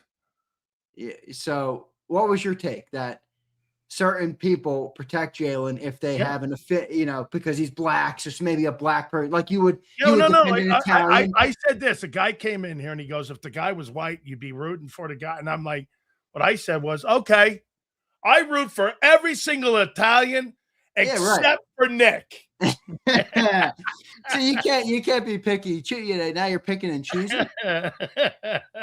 No, but what I was going to add to it was you also have the dweebs in here who feel like they have like some sort of guilt or something, so they can't criticize somebody like a white dude who's like, oh, I can't criticize Jalen because he's a black quarterback, and I'm like, just be real. Right. Wouldn't everybody just rather be real in life? If you're a good quarterback or a bad quarterback, I don't care if you're black, white, purple, or yellow. I just am going to tell you what I think about you as a player.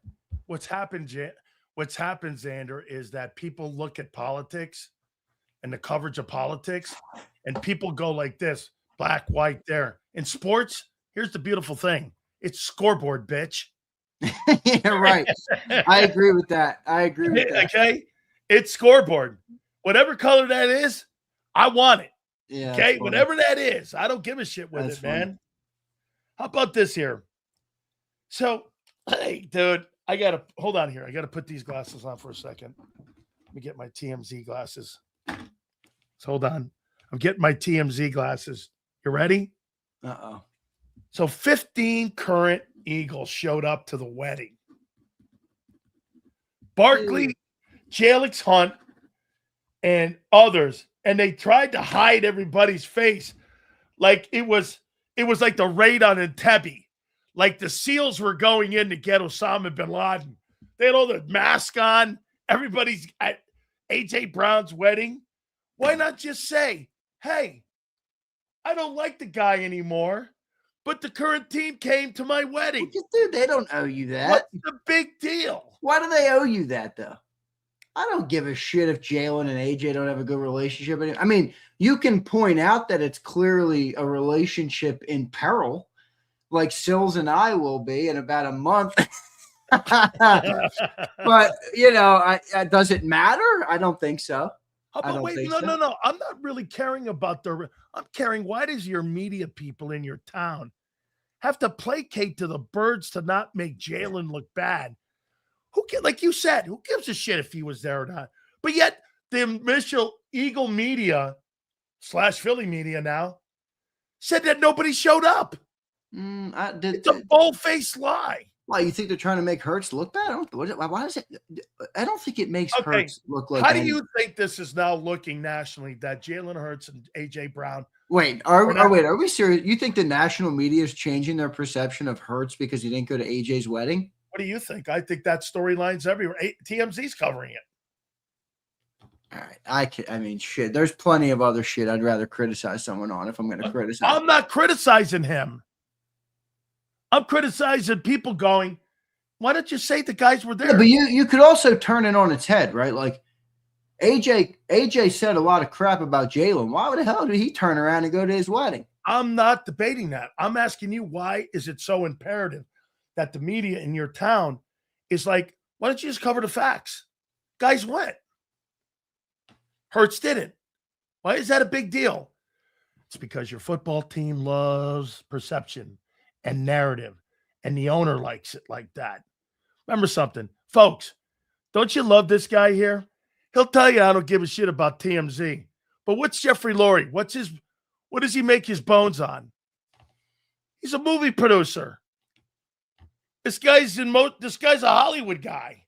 He loves this shit. This is what he does. This is how he made his money. I mean, so what are you saying? I'm saying that here, I got it for you. Hey, this is Bob Lang. I want this out there. Nobody current Eagles ever showed up, and nobody. It's not just on Jalen. Dude, these guys got to let go. Like, let go. If that's the case, let go. Do you think the Eagles are pegged? Why are they so interested in policing conversation? Bingo. It's like the old analogy of the kid, where if you don't let the kid spread his wings, eventually when they get out of the house, they're going to go crazy. This shit's so petty. It's so dumb. Let the conversation go where it may. Eventually the truth will rise to the surface. What's in the dark will come to the light, as they say. And it is what it is. At the end of the day, none of this matters. By the way, I can make a comment. None of the conversations we have matters because we're talking about football, which is an inconsequential game to real life. But this doesn't even matter to the inconsequential game of football. Who gives a shit? I really don't care. I would really like to know why they care. Well, they care because they're like we just talked about. They seem to be trying to police the conversation and police the thought processes on what people think of their players. I don't know why. I mean, I think both of those two men individually do enough for themselves for people to make their own opinions about each one of those guys. AJ Brown is a great football player, obviously been a great receiver. He's got his fan base. He has his detractors. Same with Jalen Hurts. Jalen Hurts has always been pretty quiet about what people say about him, and that's turned out to be pretty good for him. Now, it does seem like maybe he makes comments through back channels, but I don't know if that's true or not. I don't see why it matters. My opinion of Jalen Hurts did not change as much as 0.5% on that. I don't care at all. But I do agree with you that, hey, man, their relationship clearly isn't there, but it is. No, but again, the effort of the team to go over the line or overboard is my problem. Like, dude, where was Cooper DeJean? Was Cooper DeJean at this wedding? Because he's the one always saying how much he loves AJ. What, Cooper had a date with the Dallas cheerleader? I think she went with him. Coop. I think he was one of the 15 that went. Coop. A Remember white cornerback. No wonder Sileo's rooting for that guy. I think everybody likes Coop. All right. Hey, I want to read you something. You ready? This came out today. Rap sheet on Hurts' future with the Eagles. This is going to be a question on whether or not he's going to be here for the next 10 years. His play this coming season is going to determine it. If it's a bad year, I would say everything is up in the air by the end of the year. Having that extra first-round pick in 27 is going to give Howie the ability to restart. Per a rap sheet. Ian Rappaport. I got a question for you. You think if it does go bad this year and Jalen doesn't deliver the goods and they try and move on from him, do you think Howie's going to be stuck on a first-round quarterback? Remember, I just want to remind you, they just went from a second overall pick quarterback to a second-round quarterback, and they ended up having, like you just said, one of the most successful eras in Eagles history with that second-round quarterback.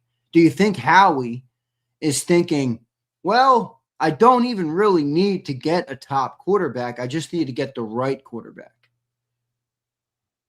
I think when you're watching what happened with Sam Darnold, how far you think you could go with Mac Jones on this team? Who's my coach? See, this is where I would start to maybe question Sirianni more. Is if they change to that style of quarterback, would he provide? Because I think Nick deserves credit because I do think Jalen's style of play is a harder offense to build an offense around. It limits what you can do. It limits how much you can run. If the reports are correct that he doesn't want to run motion, he doesn't like any of those, concepts. He doesn't want to be under center as much. This is where I don't understand what people want. Like, what do you expect Nick Sirianni to do when you take away 80% of the variation you can add to a playbook? So if you get Mac Jones or somebody like that, does Nick provide the type of advantage? For example, if Mac Jones is playing with Kyle Shanahan, well, I know that Kyle is going to elevate those types of quarterbacks to be their best. Same thing with Sean McVay. But you could also say, remember, Sean McVay wouldn't even do it with Goff. He traded him for Matthew Stafford. So I don't even know that Sean McVay would accept somebody that he doesn't deem as elite. So I think Kyle would be the best example. You think Howie would take those 2-1s and send them to Cincinnati for Burrow? Oh, I would do that. I'd make that deal right now. Send Hurts to Cincinnati. Would you send Jalen Hurts in a 1 to Cincinnati for Burrow right now? No, I'd send Jalen Hurts in 2-1s. You think it'd be that much? Yeah, I do. I'd do that. And I think the Bengals, because of the money that Hurts makes, I think they'd be in for that. Plus, you're bringing a winner in to cover that. My only problem with Burrow is the injuries. Mm-hmm. Like, I'd almost rather. And you have an 8. That Burrow deal makes more sense 2 years ago. Would you do it for Herbert? Oh, my God, yes. What about Josh Allen? Oh, my God. Now, back to your point, though, who's the coach? Yeah, and how much – see, I'd rather do it for Josh or Justin because Joe misses a lot of time, man. How many games does Joe average in his career a year? Let's do this. Of the 2 quarterbacks, who do you think is going to want out more, Burrow or Allen? Burrow. I don't know. I feel like Allen strikes me as the kind of guy that would want to be loyal to Buffalo, and win it for Buffalo.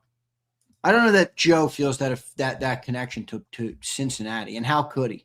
Oh, no way. Dude, this is the problem with Joe Burrow. Ready? This is his career. 6 seasons so far. 10 games. Well, 16, not bad. 10, 17, and 8. He's played 77 games in 6 years. That's what? 12 a year? What's 17 times 6? What is that? It's a lot. It's 17 times 6 is, I don't know, 95 or something. Okay. Well, he has had 77 starts with a potential 95 games. I don't think it's actually 95, but Let me see. You see what that is? 102. 102? Okay. Well, he has started 77 of a potential 102 games. So he's missing 25% of his games. Jalen doesn't miss many games. I mean, Jalen misses what, a game a year? Yeah, but here. A game or two. Let me do this though. Folks, let me just punch this in. Yeah, see, I think I'd have to hold on Burrow. As talented as he is. Joe Burrow's got the all-time completion percentage in NFL history. See here, now this is a good point by DeJerk, though. Burrow's O-line is trash. It is literally the water at the bottom of the trash can on a hot day in North Philly. You ever driven through on Broad Street up in North Philly and it's 28 summer and you put your window down and you take a whiff, just smells like shit. That's the water in the bottom of those cans is that offensive line. So maybe he'd be more healthy here. Here would be what do you think the attraction is for a top flight quarterback to play in Philly? A lot. There's one. It's Howie. It's Howie and Lori. Yeah. I mean, so to your point, he creates the rosters every year that would allow them to at least know they're going to get the very best shot. Yeah. I mean, that's huge. I mean, isn't that all you can ask for? All you can ask for every year is a shot. You know, you want to have the shot. Like Joe's not getting that in Cincinnati. I don't even think Josh is getting that in Buffalo. No. That's why if I'm Josh Allen, I'll do this. Am I going to win a Super Bowl in my lifetime here? I say no. What would you want to do a quarterback ranking on talent right now? Forget any numbers. Forget what people do last. That would be a ton of fun. Who has the most talented quarterbacks in the NFL right now? Okay, let's do it. Hold on for a second. Let me pull this up here. That's fucking great. I love that topic. Of course you do. The most talented quarterbacks in football. 32 NFL. Give me list. Okay. All right. Let's start here. Let me get a clean sheet here.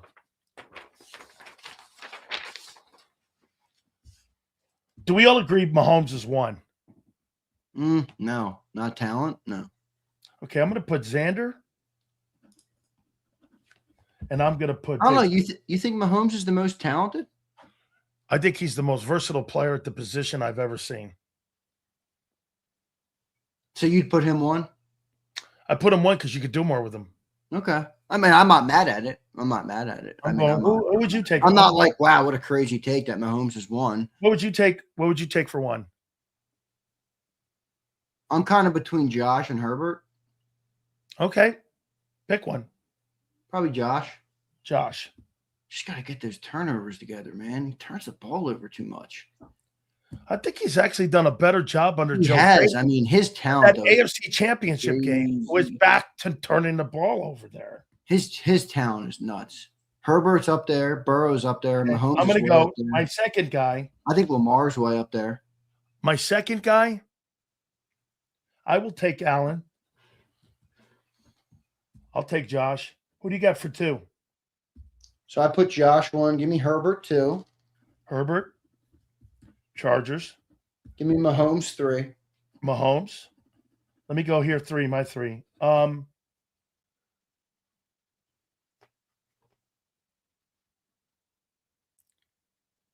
Man, Joe Burrow is so good in the pocket. I know. I'm already like, how do I have Burrow below four or lower? I'm going to go Burrow third. Yeah, I have no problem with that. What do you have for? 4, I got Burrow. 5, I got Lamar. I'm going to go Herbert at 4. This is based on pure talent. Pure talent. Yep. Okay, LA Chargers. Burrow should be higher on mine. Let's go here. We'll adjust after. All right. Who would be your fifth guy? I'm between Lamar. Let me tell you something. It's going to start getting hard at around 9. I know, but remember, we're going off of pure talent here. Lamar Jackson is a fucking anomaly. I'm going to go Lamar there. I mean, how could you not? Yep. I mean, look, I understand he hasn't achieved what you want him to achieve in his career yet. But the 2 MVPs? Right. Individually. I mean, the guy threw for like 4,100 yards, didn't he? And he had 41 touchdown passes. Yeah, I mean, I'll go Lamar 5. Okay, Lamar. Okay, Lamar. Hold on. Lamar. I got to pull up this. Now we're going to start getting a little bit dicey here. Probably Stafford. Where would he be? Stafford, I'll go there. He'd be higher if he was younger. Yeah, agreed. Now we're going to start getting into the good stuff. Who would you go at 7? All right, let me find. Caleb 7? Williams? Caleb, I'll give you some options. Caleb's probably in the top 10. I know people will balk at that, but Caleb's talent is crazy. Caleb, Dak, Love, Mayfield, May, Knicks. Who do you put at 7?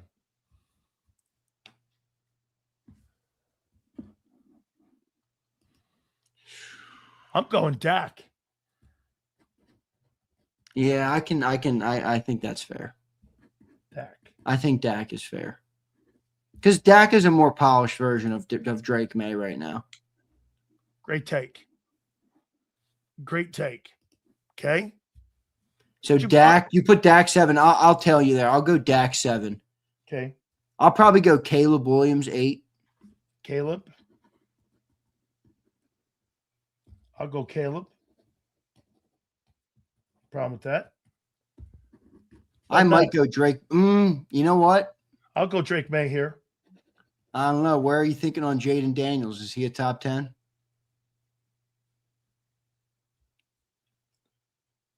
I think my 10 is Purdy. Talent, bro? No. Yeah. Spreading the ball around? Yeah. No problem. New England, who do you have as 9 and 10? Who did I put 8? I had Caleb Williams.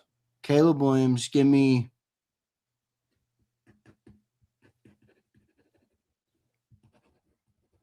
Drake May. May. And then I'll go.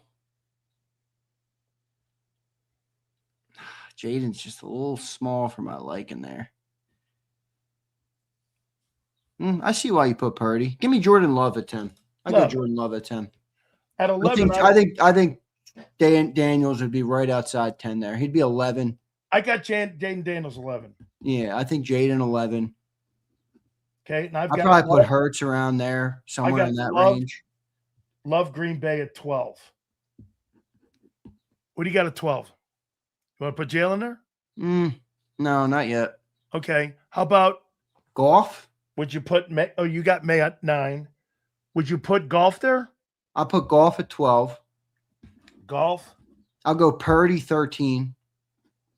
Purdy 13. Do I want to go Hurts? Do I want to go Purdy above Hurts? I'll go Golf at Golf is a much superior talent in the pocket. Yeah, I agree. So I got him. Now let's go 14. Do you think about Trevor Lawrence? Yeah, we're probably leaving him out. Did you put Hurts on yours yet? No. I got Lawrence based on pure talent. I got Jacksonville. 14. Who do you got 14? Mayfield, Hurts, Knicks.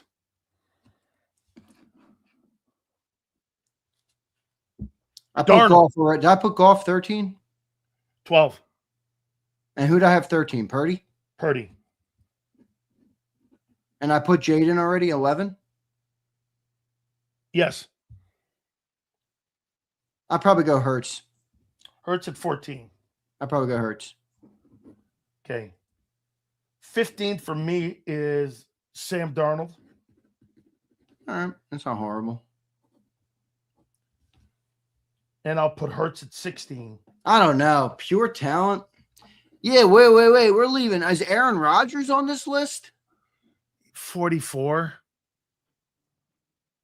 What about Bryce Young? Pure You think- talent, dude. Bryce Young. If that dude was 6'5", he'd be one of the best quarterbacks in football. Dude, you want to go pure talent? Pure talent. Pure talent. Deshaun Watson's a conversation, too. Fuck yeah, he is. He's a fucking conversation. Yeah, he is. I don't know what happened to that guy when you know No when, shit, when, no, when no, he we're- got his chain tanked, whatever That's happened right. there. But Where'd you put Bryce Young? I'd put him probably. I'd probably put him above Hurts. I think Bryce Young's more talented than Hurts. Which he is. So you go 14 with Bryce. Yeah, put me Hurts Hurts at 15. Okay. 16. I've got Hurts at 16. And at 17, I got Carolina kid, Young. 18, I'm going to go Rodgers at 40 something.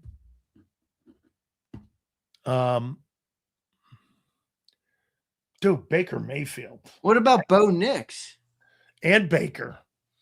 I think I'm with Fittery. He says this is a list you can only do a top 5 for. Yeah, Mike. I'm in no man's land here at number 15. You think Baker's more talented as a player than Hurts? I think they're about the same to me. Hurts a better winner. How about Bo Nix? You used to say something about Hurts. He's smart when he sees Oh, sees yeah. his way around the game. Oh, yeah. I think that's where Jalen's got a lot of those guys beat. Bo Nix is probably Bo Nix is a guy I should probably eat some crow on. I hated Bo Nix because he was an Auburn guy and then he went to Oregon, and I didn't see it. I But agree. he had a really strong year, and I think he's deserved some credit. I didn't even put Darnold on mine yet, so I'd probably have to put Darnold in mine. Yeah, I put Bo Nix right between 15 and 18, maybe somewhere in there. Okay. How about Daniel Jones? I think he's right after 19, 18, 19. Okay. I think Michael Penix is down there at the Where would you put Cam Ward? I mean, he was taken number 1 overall. I mean, now that was not a great quarterback draft, but he does have talent. Guy's mobile. He's got a huge arm. I mean, you saw him. You watched him at Miami. Cam Ward can sling the ball. probably 25. Oh, okay. That's low. And I think he is a victim, like you're saying, he's a victim of the talent around him too. And fortunately, if you're number 1, you got to deal with that. So let's see here. Yeah, I mean, Tagovailoa is going to win that job in Atlanta, in my opinion. Yeah, who? Over Michael Penix, the batter of the lefties? Yeah. I never was a Michael Penix guy. He's going to win that, in my opinion. Carson Beck is going to win that. And he's going to win that job over Jacoby. Where would you put Mendoza in here? He's pretty low. I don't know. He's pretty low, dude. If you had Cam Ward at 25, there's no way Mendoza has more Probably talent. 33. Holy shit. Something like that. 33. Well, I mean, I'm going to take Tagovailoa. And Let me look at here's Prince's list. Prince says 1 Lamar. I actually don't hate Lamar at number 1 because if Prince off sheer talent, I understand making the case for sheer Lamar. talent. Guy's a fucking anomaly. Josh 2, Mahomes 3, Herbert 4, Caleb's super talented. Yeah, it's not a bad list. Prince, I like that list. Those 5 guys. He says we're on crack. Prince, where am I on crack? I basically had the same top 5 as you in different order. What the fuck are you talking about, Prince? No. You think the Eagles, again, when they look at that, so you're winning all these games with the 18th most talented quarterback in the league. You know what that means? Nick, Wait, say it. Say it. Say it, Sileo. Howie is unreal. No. Oh, shit. Say it, Sills. Say it with me. Nick Sirianni. One day I will win over all of the great viewers here on JAKIB Nation of the National Football Show. Let me just say this to you, my friends. Someone's not getting the stiff that Sileo has sold. Hey, you watch. Come December, someone's getting fired. December, that's before the season's over. Well, that decision will be made in December. The actual firing, okay, will take place. If you're going to predict that there's a firing mid-season, do me a favor and say that now. No, I'm saying the decision will be made in December. Someone's getting canned.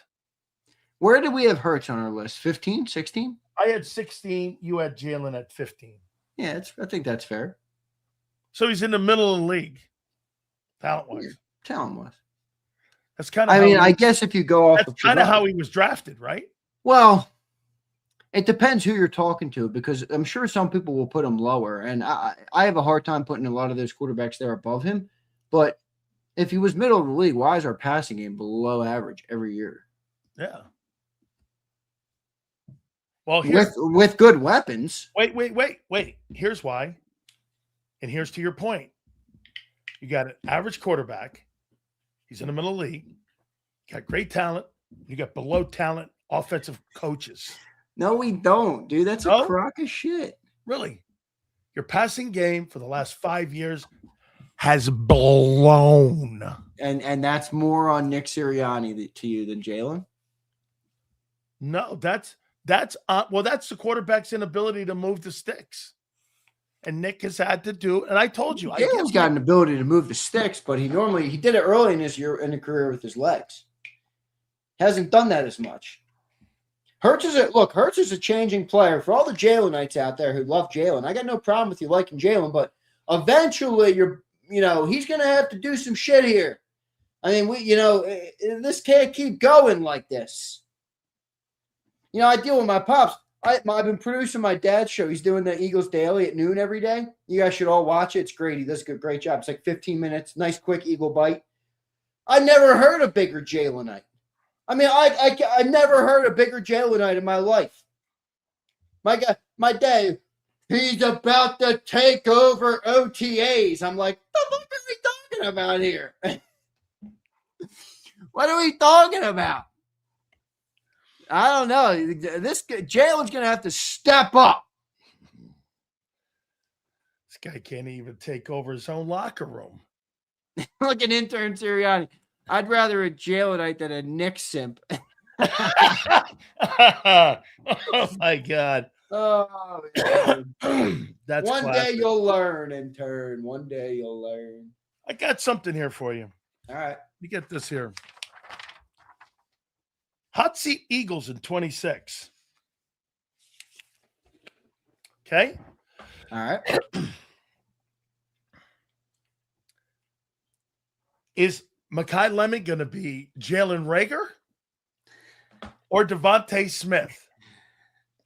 Let me go Humpty Dumpty and ride the middle. He's going to be right between the two. So he's going to be Quez Watkins. Oh, come on. My question for you is, how do we expect a first-round wide receiver to come in here and dominate at the level we need him to as the second wide receiver on the football team when Devontae Smith, who's a significantly more polished pro, was struggling to crack 1,000 yards in this offense, and the wide receiver one was struggling to crack 1,000 yards? Is that all going to be Sean Mannion? Dude, this guy better get ready. The expectations on this guy this year in this city are through the roof. They are legitimately expecting Sean Mannion to take this offense and turn it into the greatest show on turf. Woo, boy. Sileo's licking his chops, everybody. God. He's licking his chops. Oh, my God. This is so good. Another one for you. Is Tariq Woolen going to be Darius Slay or Dory Jackson? Well, what do you mean? Both would be fine for a corner two.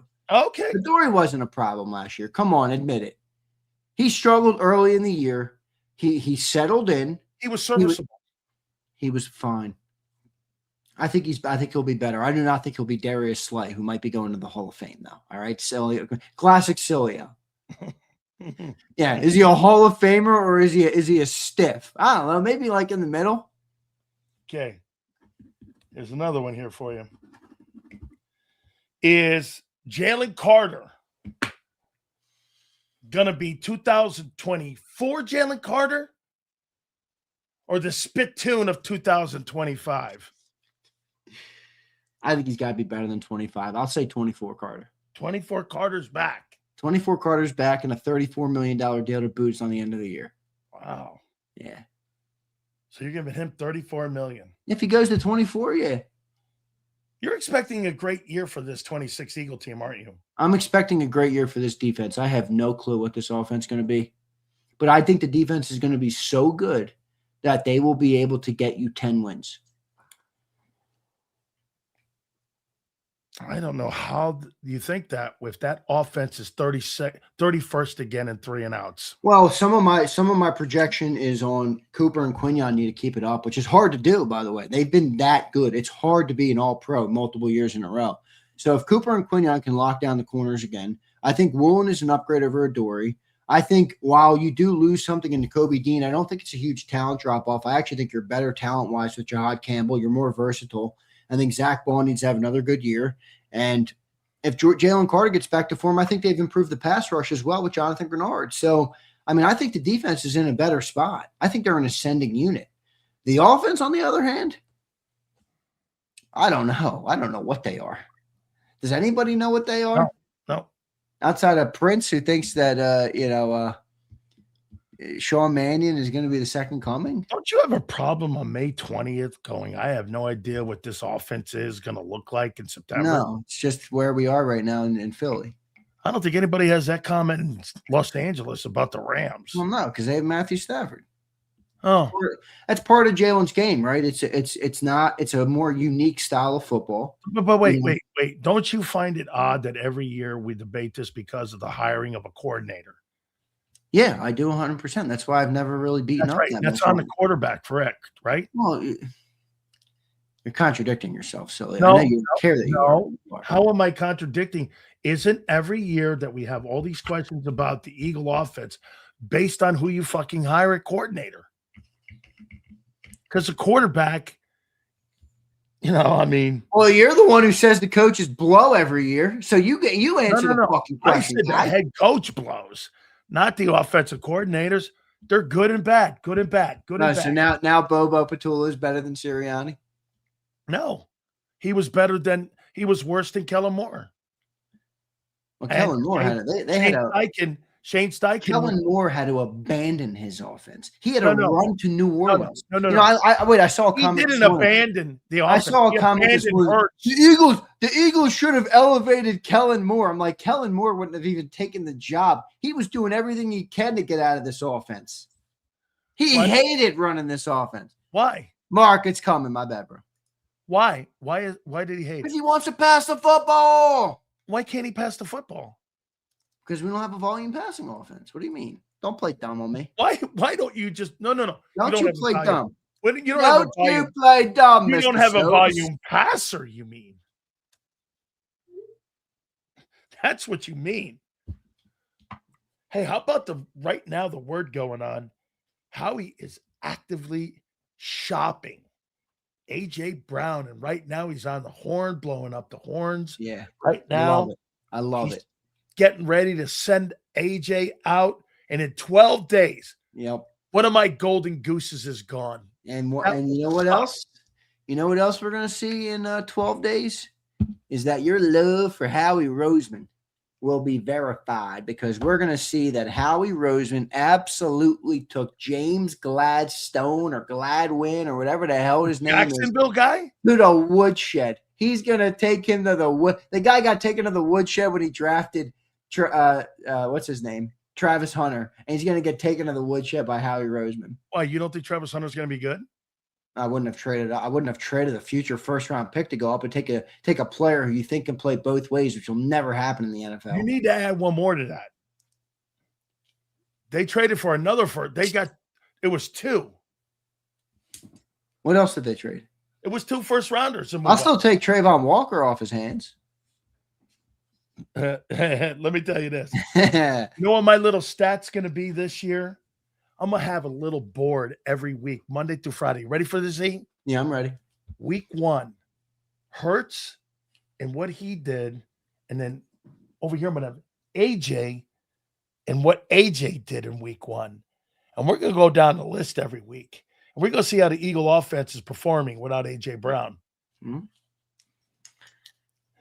You think the offense improves without AJ, or do you think? Don't play. Whoa.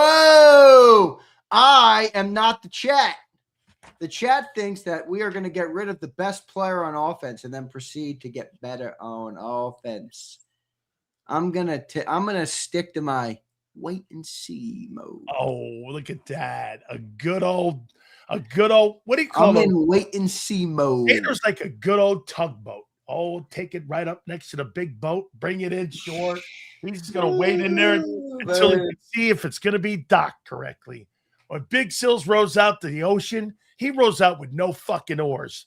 I just row out there, baby. Yeah, and that's why you get fucking stranded. Oh, I wasn't stranded last year, Junior. Oh, really? Really? You had the Communists as the best team in the There NFC. he goes. I also had you one and done. Okay. Yeah. Congratulations. You shot 50%. No. Oh, no. You want me to really go down the list of grand slams? 50% from free throw. I said Barkley would never, ever get over 1,300 yards. You're shooting 50%. I said your boy Cooper would be a first-team All-Pro. You shoot 50% from the free throw line. You know what I'm doing in crunch time? I'm fouling this guy and setting him to the line. Here's the list. I said Cooper DeJean would be a first-team All-Pro. That was a good one. Keely Ringo would be a turd ball. Bang. Well, I think anybody could have saw that one. Oh, I said Kevin Petula would be fired by week 6. He wasn't. He stunk, though. Come on, man. Let's see here. All right, here, wait.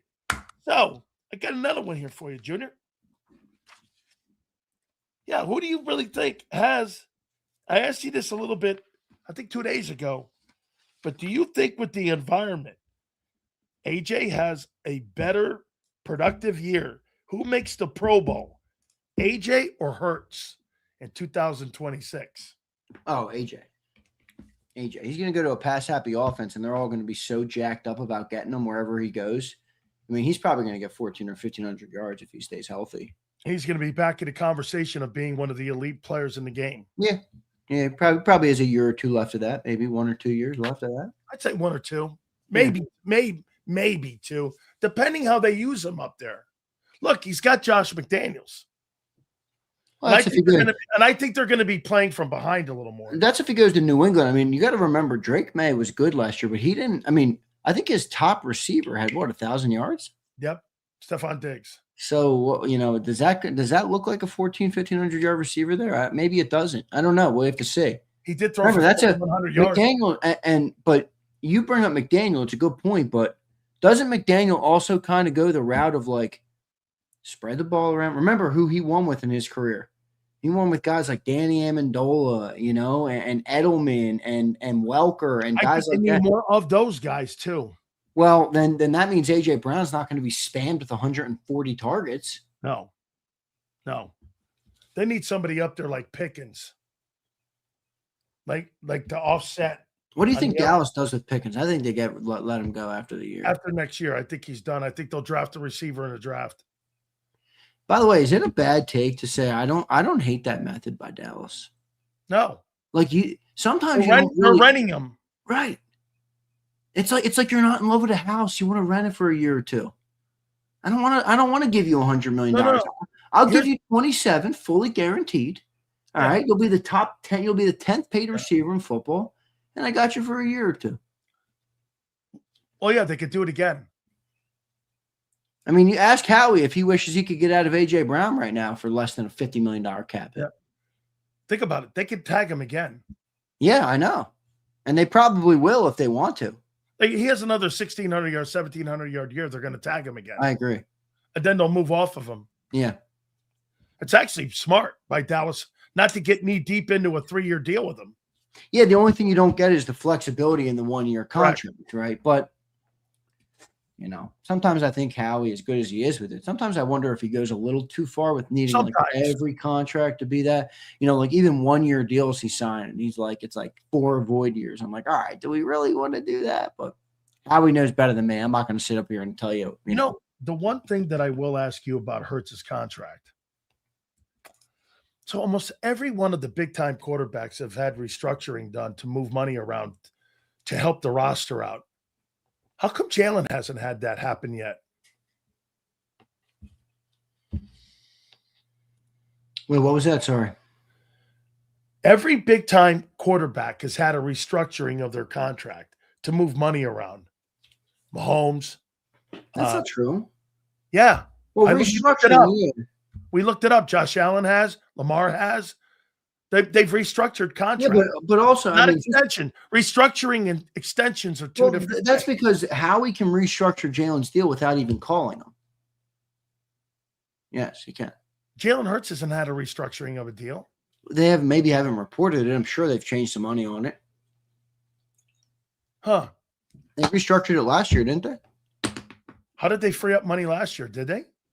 I thought they did. Okay. Then I missed No, that. I just know how he builds in. Like he can restructuring. They may have built in restructuring mechanisms in the deal. Well, none of the guys who signed the same summer as Jalen. I forget who signed that summer. It was Joe Burrow, I think. Hurts. I thought Allen did. Did Lamar sign that summer? Lamar, they're working on a new deal for him now. Yeah, well, none of the other guys who got paid that summer have been paid again. I thought Josh Allen's deal. I thought his contract was that same. Oh, I think they redid Josh's deal. They did. He's now making. Remember they added that $77 million. Yeah, he's 6-year, $330. He got that. Goes through 2030. Yeah. Why would he leave there, dude? They've taken care of him. I think he likes Buffalo. No, he's not going anywhere. Josh is that guy's a ball. Do you remember too? He's not leaving there. Dude, their contract's brutal though, man. What? Yeah, dude, Josh Allen's cap hit next year is $56 million. His cap hit in 28 is $62 million. His cap hit in 29 is $89 million. Okay, well, they'll redo all that. Yeah, you would think. But Howie doesn't have any guys like that. Because you know why? You don't have a problem. Dak, they redo Dak's year every other year. Yeah. And Dak's still the highest paid. Dak's the only guy who signs to be the highest paid player, and then he never gets passed. I mean, that was an overpay. I mean, it's not that. It's $4 million more, so it's not like it's crazy, but it was an overpay. When's Dak's contract up? 28? I thought it was 20 after the 27 year. Yeah. And his cap hit this year is $43 million. His cap hit next year is $76 million. So they'll probably redo that. Yeah, they'll redo that deal too. They will. They'll redo it. So where'd you have Dak then while Mark is in the green? Where'd you have Dak on your quarterback list? We had him 7? For just talent, raw talent. This is talent only. My top 10 guys are Mahomes, Allen, Burrow, Herbert, Lamar, Stafford, Dak, Caleb Williams, May, and Purdy. And mine were what? Allen, Herbert, Mahomes, Burrow, Lamar, Stafford, Dak, Williams, May, and Love. Not bad. Go with that. Those are your top 10. You had Purdy at 13. I had him a little higher because that's fine. I think Purdy probably deserves to be a little higher. And I had Jaden Daniels at 11. You had him at 11 too. You had Golf at 12. I had Golf 13. Now I had Love. You had Love 10. I had him 12. Yeah, like Jalen Hurts' cap hit this year is only $32 million. Next year it's $42 million. And the most it ever is $47 million. But he's got the void years with 38, 30, 20, and 10. Now, if they move on from him on that, you're going to have dead cap money. Oh, a ton of dead cap money. That you're going to have to live with. Yeah. A lot of dead cap money they'll have. How many, if they moved off of him after 2026, excuse me, yeah, and that would be the 27th year after June 1. How many years does he have remaining on that contract after? No, if they move on from him after the upcoming season, It would They'll be have $139 million of dead cap. They could spread that out over 3 years. Yeah. So it'd be 30. If they do it after 27, it's $107 million. But post June 1 trade, if they did post June 1 trade after dead cat, oh my God. Buckle up, everybody. Jalen Hurts might be here for the next 3 and change. What's the cap hits? It's the dead cap hits are astronomical. 107. And then after 2030, or no, 2028, it would be 55 million. You better hope Shush! this guy turns into Steve Young this year. Yeah, buddy. Come on, Jalen. If he ain't Steve Young and he looks like Quincy Carter, you're going to be in some problems there too. Woo! Woo, baby. Can you imagine Mark Holmes had to deal with Quincy Carter for a while? That was his quarterback before Tony Romeo. I'll give Special K some credit. It's true. I have no idea what it will look like. Howie will be able to shake and bake it more than I just gave you. But let's read some of these supers before these guys get in here. All right, we only got a couple. Yep. Cody, what's up, Cody?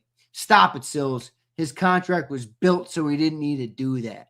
Wow. Cody, don't get it, dude. Cody, don't get in your feelings, okay? Here's Ramir. You talk about Sam and Mac like they weren't first-round picks. Okay. That's not true. You said they're talented. That's why I think you said they're talented. Yeah, I did. They're talented quarterbacks. Here's Twizzler. I'd take Jameis Winston over Hurts. Twiz over Jalen Hurts. You know, Jalen is Winston's the first guy in the, what was he, in the 30-30 club? 30 tutties, 30 INTs. How you done? Look, it's woodshed season, Prince. It's woodshed season, Prince. Okay. Philly 500 is coming. Pause. Oh, come on. Did you have to do that with the pause? Philly 500's awesome, dude. All right, I want to hear this battle royale. Hey, you know what? Did Mark Holmes hear that I picked the Cowboys to sweep the Eagles in the regular season? Whoa! There'll be a video to that. Yeah, but I picked them to get bounced in the playoffs like they always do. Hold on. I think they're going to be a good team this year. In all seriousness, I don't know how people don't think they're going to be a good team. They had a good offense, and they've done some things on their defense. The defense has still a long way to go, but they're probably going to win 10, 11 games this year. Here comes the new video. I'm happy I said that before Philly 500 got here. He'd be taking me to the woodshed if he heard that. Wait. You know what Mark Holmes is going to do now? Look, he's writing it down now. I know. I see him. He's got him writing it down. JAKIB Sports has picked the Cowboys to sweep the Eagles in 2026. They're going to get bounced in the playoffs. Wait, include the whole picture. Look at Philly shaking. They win in the regular season like they normally do. Mark Holmes celebrates with a big pump in his fist and a shot of whiskey or whatever the hell he drinks. And then they get bounced in round one. That's the cow. It's Ask Philly 500. He called it last year. He said, December is here. December is here. We play the Cowboys twice before December, don't we? I think so, yeah. Yeah. We play them October and November. Wow. Jesus Christ. I had at least a split. The main dude at JAKIB's got to sweep. Get the brooms out. All right. What happened, Sills? All right, hey, brother. Thank you, bro. Appreciate you. I'll get you in the morning. Thank you, man. Later, man. All right. Wow. JAKIB Sports, Cowboys, sweeping the Eagles. Man, without further ado, the man who's in a great place right now in his life. I don't know if it's the maple syrup, or I don't know if it's just that he's put the liquor down, or if it's just the postseason or the off season here. He's in a really good place right now. He is my friend, Mark Holmes. He joins us now. and the legendary Philly 500. He is with us right now, and he joins us now. Yeah. No. Dak, you cannot borrow Jalen Hurts' Super Bowl ring to impress the bridesmaids this year. You cannot do it. The bridesmaid does not care about the Super Bowl ring. You cannot borrow his Super Bowl ring. Get your own, you choker. Oh, sorry about that. I'm talking to Dak's agent on the phone now. Oh my goodness. Bad for Dak. Hey, look at this too. Zander's on edibles right now. So what did you, by the way, what's your shirt say, Mark? The stars are aligning. JAKIB Sports is picking the Cowboys to sweep. Stars are aligning. I'm going to hold on to this cigar right here. I'm going to pull a Philly 500. Yeah, I'm stealing from you, Philly. When the Cowboys sweep per JAKIB Sports, I will smoke this cigar out there in my new pavilion that I'm building. You might as well just mail that cigar to me because you're not going to be smoking it. And we'll roast that sucker, and we'll be smoking that when we end up sweeping it. Did I really hear Zander say the Cowboys would sweep the Eagles?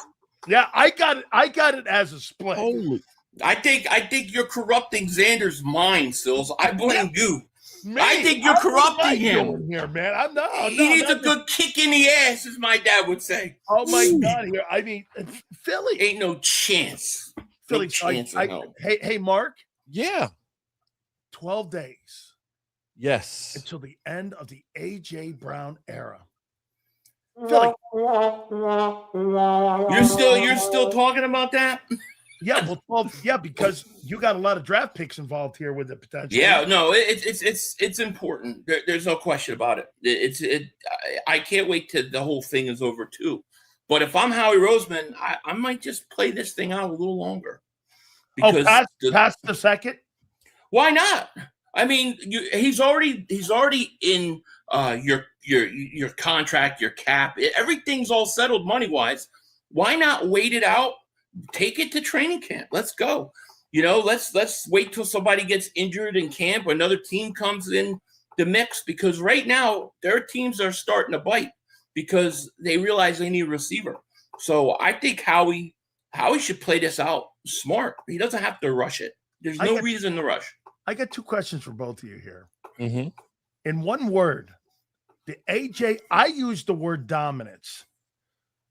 In the A.J. Brown era from 22 to 25, what word would you use?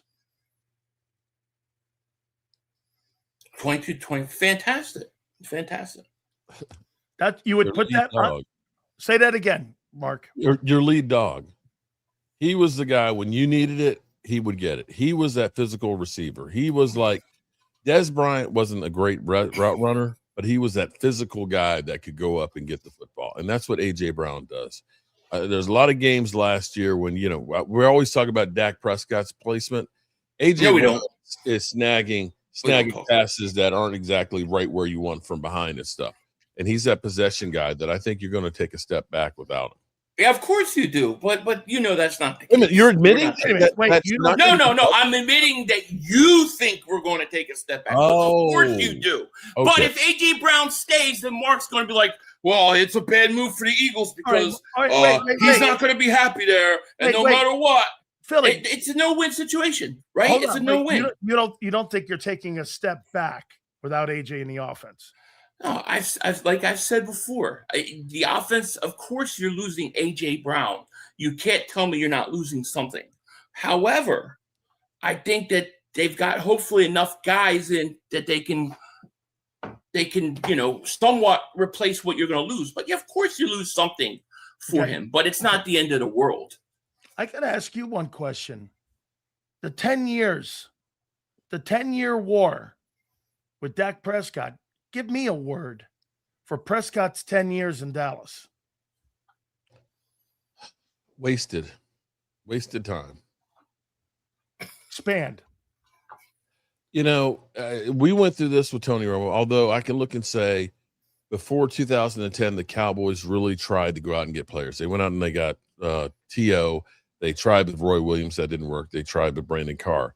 After that time, they got completely shy of making moves. When you look at the 10 years of Dak Prescott being here, in comparison to what Howie Roseman has done to make sure Jalen Hurts was successful, the only move you looked at is Amari Cooper and then just this last year with George Pickens. And you start thinking about how much talent, homegrown talent that you let go but never replaced. Getting good quarterbacks. Now, even you rated him still top 7 quarterbacks. Yes. You think about the Commanders, how long they've been trying to get a decent quarterback. And they're not sure if they got one with Jalen Daniels. You don't get opportunities like the Cowboys did and then waste them.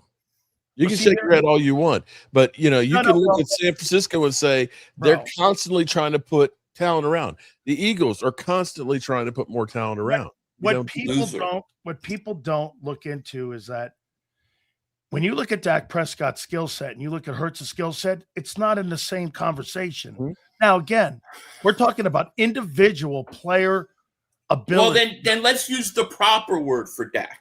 Loser. No, loser. Because he was unsuccessful. No. Jaden Daniels has played in more meaningful games than Dak Prescott. And he's been in the league 2 years. Or Dak would be underachieving. Sorry. I would use underachieving. I'm going to tell, but I would also say this about Dak, undercoach, and I want you to follow with me here. They never coached him right, and I'll tell you why. When you had Aikman, I think Dak Prescott has more physical skills than Troy Aikman. But you know what they did in Dallas? They ran the fucking ball. They played lights out defense. They didn't ask him to throw the ball 38 times a game because they knew that was a losing remedy.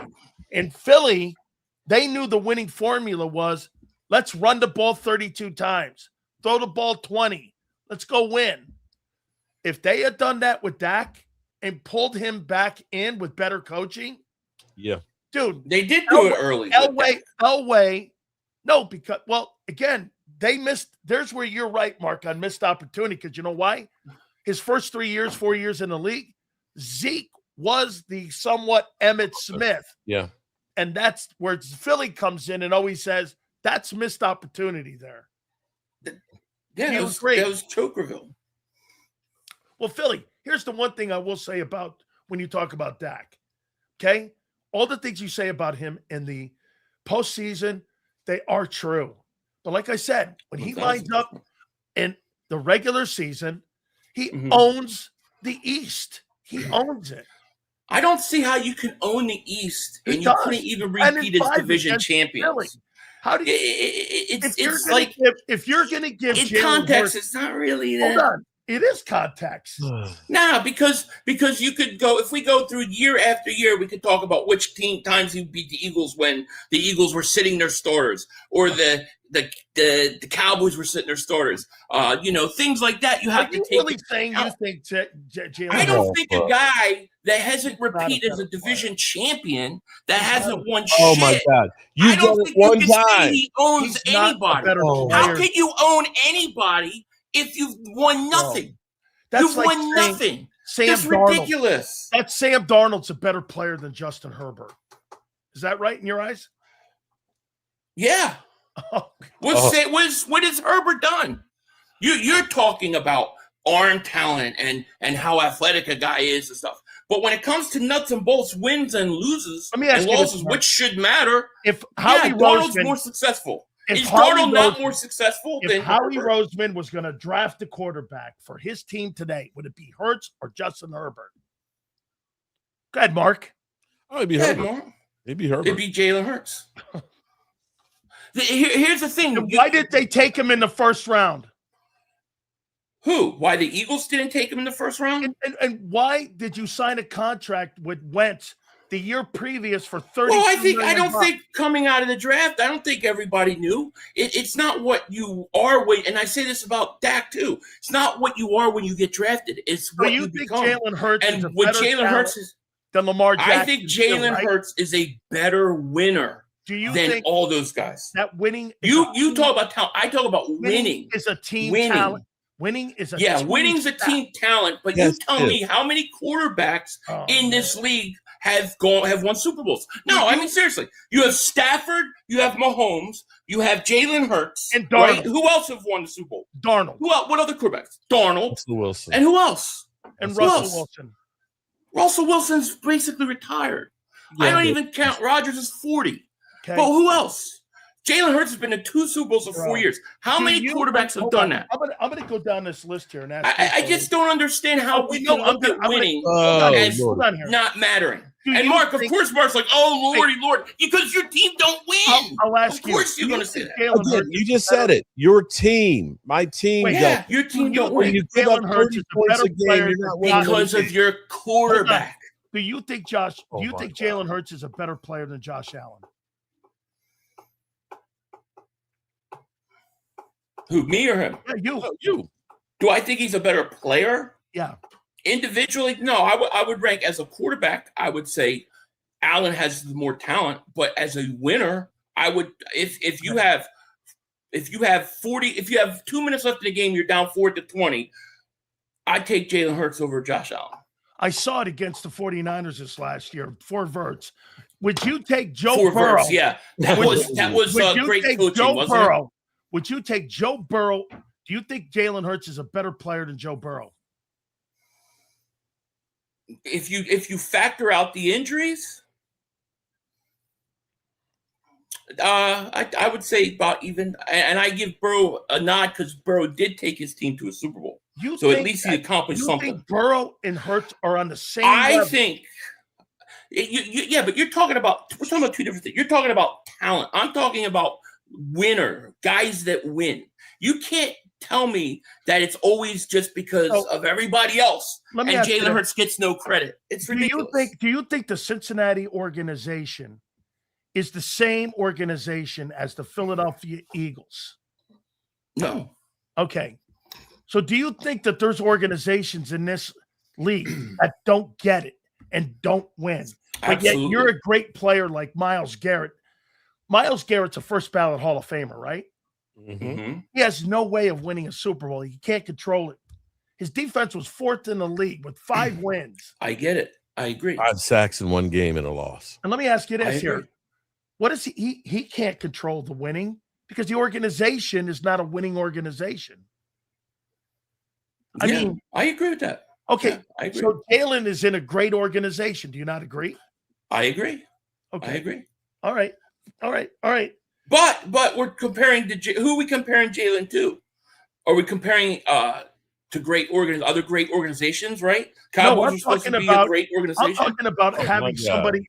I'm talking about having somebody in the building that makes right executive decisions and builds a defense and builds an offense. You know what the problem in Dallas is? Jerry Jones. Plain and simple. Right. It's all Jerry Jones' fault. That's right. Well, Jerry Jones' fault for 10 years. 10 years. What has been the difference? Held Dak Prescott to the same standard as Jalen Hurts, it would be insane. Okay. What is the difference between the Cowboys' last 30 years, between the first 6 years? What's the difference? Between the first 6 years and the first 30 years? And the last 30 years in Dallas. They haven't had winners. It's Jimmy Johnson. Jimmy Johnson. Okay, great. Look, Jerry, but you're going to say worried about making sure the Bills and the lights stayed on because they were losing $2 million. Right. But Jerry also did provide you on the field.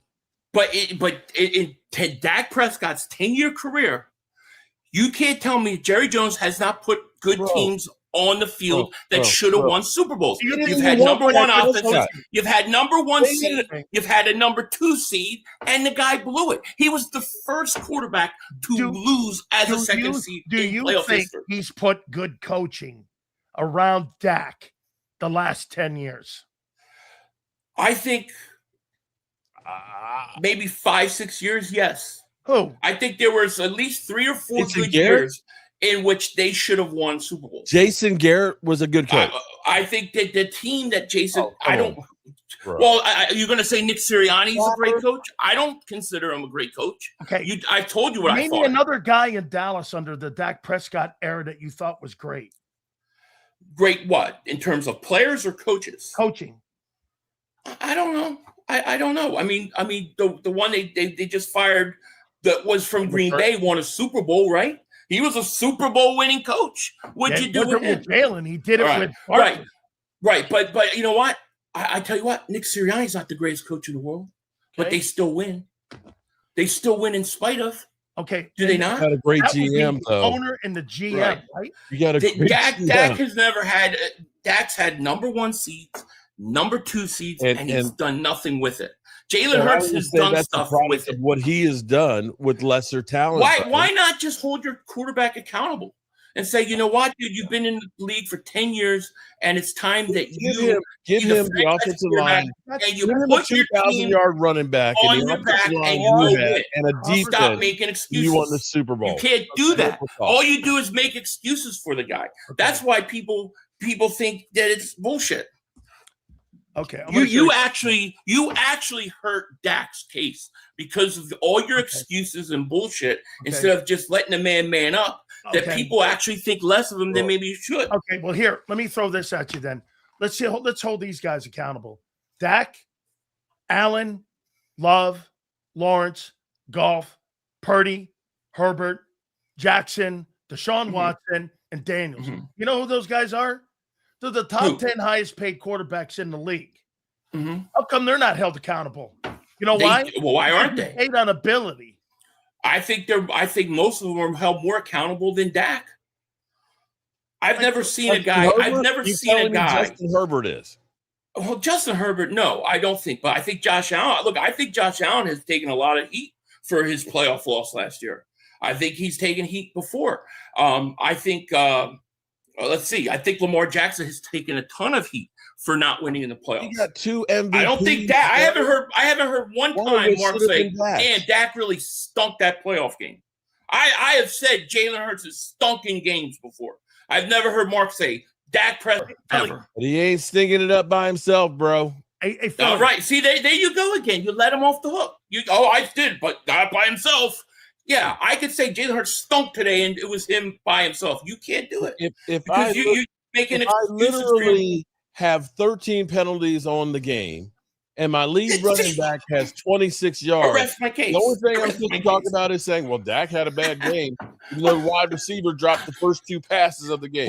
When you throw pick sixes, of course you're going to go down a lot of points. You can't do anything else but rely on the quarterback's arm.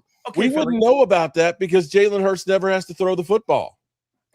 Sure. Except for when he's in the Super Bowl at the biggest moment playing the Hall of Fame quarterback, right? The 2 times he got to go out there and do it, he doesn't. Sorry. On the biggest stage, that argument don't fly. Let me read you something from me and Rappaport today. Rap sheet, okay? This is on the Eagles and on Hurts. Is Hurts going to be here for the next 10 years? It's debatable. His play next year, coming up at 26, is going to determine it. If it's a bad year, I would say clearly by the end of the year, talking to Eagle sources and people in the building, that's going to be up in the air. Having that extra first-round pick in 27 could help reset the Eagles. Now, I mean, here's a guy here. If Hurts is all of this that you say, how can a guy be going into a prove-it year? Who's saying that's a report he's saying it's prove it year, right? Because he doesn't have a new contract. Look, all I can say is this: if that report is true, then what it shows you is that the Eagles hold their players accountable and that they expect to win, and we have a high standard. Why, why hasn't a team like the Cowboys done it when you got a quarterback going to his 11th year? You got a guy who's won a Super Bowl done. So I would say the Eagles hold their players accountable if that's true. But I also think that this idea that Jalen Hurts needs a new contract because or he's not getting a new contract and somehow that's because of Hurts' bad play is crazy. The plan all along was for Jalen Hurts to get a contract extension sometime after the 2027 season because he's only $31 million against the cap this year. He was, $21 million last year. He's been so cheap, you haven't had to do it yet. So I think they're just going. I just think they're following the plan, to be honest with you. Okay. So next year, in your opinion, Philly, you're going to, if everything plays out, you're giving Hurts north of 60. You're giving Q 30. You're giving Cooper 30. And you're paying Carter 35. Is that right? I assume if it comes to it at that point, don't do stuff like that. Yeah, well, that's $180 million with 4 players. Yeah. Is that it? Well, I mean, right. What are you going to do? You don't draft players so you can give them away. The Eagles aren't in that business. They don't draft these guys to give them away. Hey, Mark. Can I bring up that ticking time bomb of 29? Go ahead. 29, yeah. Okay, so you can worry about 2029, and we're going to win Super Bowls. We'll win 4 Super Bowls in that time. Okay. Go ahead. Talk about 2029. Let me shine my rings here. Where you already have $370 million in 29. Oh, 2029. Are you talking about the voidable years? Yeah. Okay. You got a lot sitting there down the. I'm just saying. Oh, yeah, I know. And you know what? So funny. In 2016, you used the same argument, and then you said in 2019 the Eagles were going to. 2020 the Eagles were, and it's 2026. Now it's like 2029. Mark will be like, in 2039 the Eagles are going to be in cap hell, guys. So that's fine. That's fine. In 2020, in 2045, the Eagles are going to have problems. Oh, Mark. 2045. Mark. The Eagles got problems. Meanwhile, Dak is still out there with his little cane and wheelchair, throwing pick sixes, losing in the playoffs. He stinks then, he stinks now. I see what's going on here, Philly. Dan, you understand what's going on, right? Tell me, help me. He's worried. He's deflecting and he's on the attack. I'm worried. I'm He's worried about losing AJ Brown and the effect on that team. And if Lemon turns out to be a lemon, you only can hope, because the worst thing can happen for you, Mark, is that Jalen Hurts goes out there and kills it this year without AJ Brown. What are you going to have left? What are you going to have left to complain about? You know, the Cowboys suck every year. So they do suck every year, and they're going to stink this year. What is Dallas done? I can guarantee one thing. How come we're talking about Jalen Hurts in this way, but we're not talking? How come we're talking about Jalen Hurts in this way, but we don't talk about Dak Prescott in this way? Explain this to me. This guy's been in there. If Jalen Hurts was in there, how many of you in the chat there? If Jalen Hurts was there for 11 years and didn't win shit, tell me, how many of you think we would be talking about him the same way we talk about Dak? The conversation is, in Dallas, no one's talking about replacing Dak. They're talking about replacing Hurts, and that's not me. Okay? In Dallas, they're worried about replacing Hurts? No. Everyone else is talking about 26 being a prove-it year. I don't hear that anywhere. I don't. That to me is nonsense talk. Like that could be. Okay. Yeah, I don't know how much I believe that's even true. Hey, Mark, do you believe the Cowboys will put a double tag on Pickens if he has another big year? I think they may try. I mean, here's the reality is, if they go through and don't get him a deal before July 15th, come the beginning of the league year, he's a free agent. So by default, you're going to have to at least put it on him for a minute to try and hold him and hopefully negotiate another contract. Question will be is, what would Pickens look at with that one? If you're Pickens right now, I don't think it's necessarily a bad thing to go on that franchise tag, because allegedly you're not having teams that are calling. If he goes out and has another great season, if he gets 1,400 yards, he's going to be getting serious bank from either the Cowboys or somebody else. He will. You think AJ Brown's a problem? You think AJ Brown's a problem? You wait till Pickens doesn't get balls thrown his way. Hold on. Oh shit! You're going to be. I will say I'm going to side on Philly with that. This is actually bullshit that everybody's talking about how bad George Pickens is. Have you seen all the drama that's been going on with Puka this year? Yes. Did you see yesterday where Rashid Rice is going to spend 30 days in jail for parole violations, smoking weed? So he's going to jail for a month. Nobody's talking about him being a problem, right? Yeah, but he's saving the upper bunk for Pickens. Card walk away. He's saving the upper bunk for Pickens. George Pickens, he was in Vegas trying to leave some shit in Vegas. He's a bad guy. Yeah, Pickens.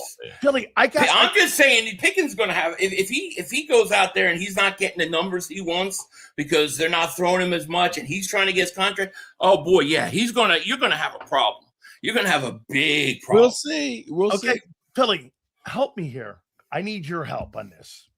All right, you got it. You got it. Okay, here's my help. So, 15 Eagles went to AJ Brown's wedding. Wow, that's great. 15 Eagles. Really, 15? Mark said 0. Mark did a video saying 0. Mark didn't even correct it. Mark, I did last night. Was there, Barkley's there. Even White Thunder's there. Cooper DeJean. All the boys are there. But guess who was missing? Jalen The Hurts. godfather of his kid. I mean, Philly, help me out here. How did that relationship and love affair, how did it break up like Dak's ex? How did it get there like that? I mean, how did we get here? We got boyfriend and boyfriend breaking up. We got fiance and quarterback in Dallas. Help me out here. What happened between these two lovers in Philly? I don't know. But you know, I can guarantee you won't see Jalen Hurts with one of the bridesmaids like old Dak Prescott. You ain't gonna see that. Oh, hey, You know, Mark, this guy's a They- player. they ain't man. gonna- You know, hey, Mark. Dak's a dirty dog, man. Hey. Come on, Mark. Mark's like Dak Prescott is this is such a great quarterback. He does all these great things. Such a moral guy, great guy, does everything. He's banging out hookers at truck stands and everything. Like, come on, dude. Lord. So exposed. I love it Okay. because Mark goes online. He's like, Jalen Hurts. You know, the Eagles, they got all the drama. We've got no drama. Like 10 hours later, dude, Dak Prescott's in TMZ banging bridesmaids and all this Mark, stuff. I'm like, here we go. It's only a matter of He's time. not married. He's not engaged. Mark. You know, Philly, you seem to be more agitated in the off season than you do in the regular season. Yeah, And because Mark we is needed- more He's relaxed worried. in the Right. off season. Right. How come that goes down that lane like that? I'll tell you why. Because once the season comes and you see the truth that the Eagles are good and Dallas is bad, I calm down because I'm like, see, Mark gets so aggressive because he's like, oh crap, I'm exposed again. I blew my team up to stink, and they stink again. And then Mark's got the bag, he's depressed. No. You watch. Last year, this Watch. time, you were sitting there on the Super Bowl juice, okay? Why shouldn't I have been? You were Why talking shouldn't about I have been? Saquon's going to be the first back going Why shouldn't I have 2,000 been? yards back to back, okay? I thought he had a We're going to the chance. I Super did. Bowl back to back. Last I year, thought he you had a were chance. not as calm as could be, and I was like, this Why shit is shouldn't I bad. be? Why shouldn't I have been? I won a Super Bowl. Oh, Listen, since my YouTube career started, I've been to 3. I've won 1 Super Bowl, been to 3. Mark hasn't even sniffed the NFC Championship game. But he's going to tell us what the Cowboys are going to do this you year. actually won 2 since your career. We won 2. You're right. My bad. I'm better than I thought I was. Unfortunately, I was Hall there of Fame when career, they won. baby. Hey, Philly. Hall of Fame career. I got a question for you, Philly. Are you Yo. more concerned about Sean Mannion, life with him this year, or life without Jeff Stoutland? It would be without Jeff Stoutland. I feel okay about Mannion, you know, and they got the other offensive coordinator brought in from Tampa. Josh He's Grisard. going to help, yeah, and I think that's going to be a big help. So it'd be Stoutland.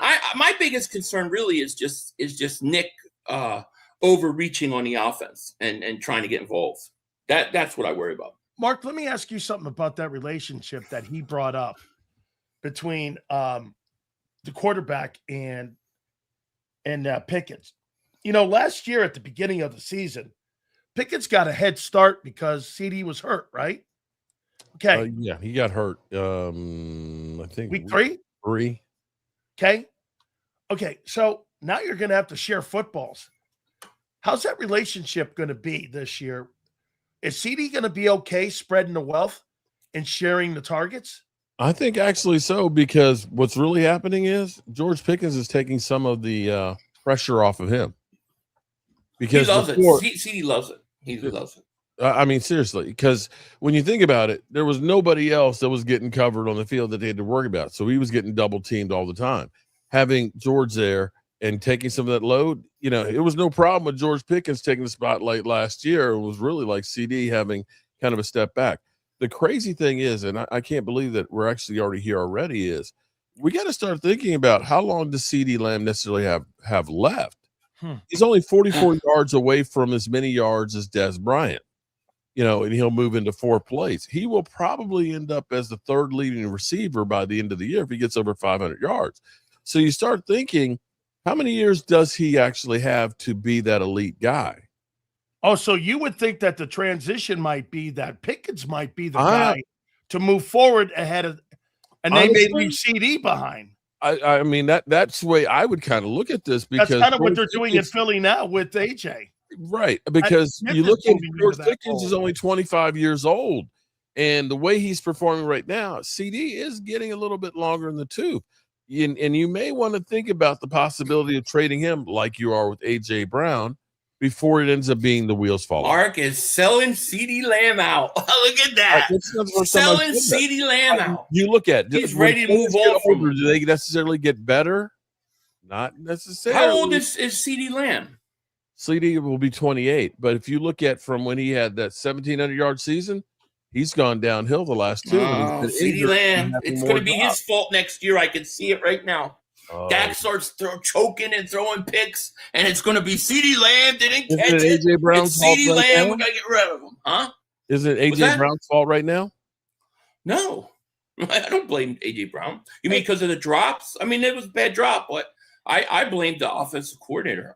Like I said, he got my wrath. Billy, so Ty Lemon, is he going to be closer to Jalen Reagor or Devontae Smith? Closer to Devontae Smith. So do you think he's an elite player? I don't know if he's an elite player. Honestly, I think he looks like he's got the chance to be very, very good. I do think, though, that he is a slot receiver. I don't believe he's a guy you can move around.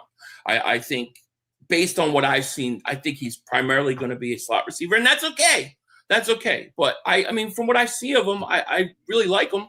But I didn't do a whole lot of studying on the receivers to the draft, so it was a bit of a surprise when they picked him. Yeah, I'll say one more time. I think this draft was okay. I'm not saying Lemon's a bad player at all. Nowhere near that.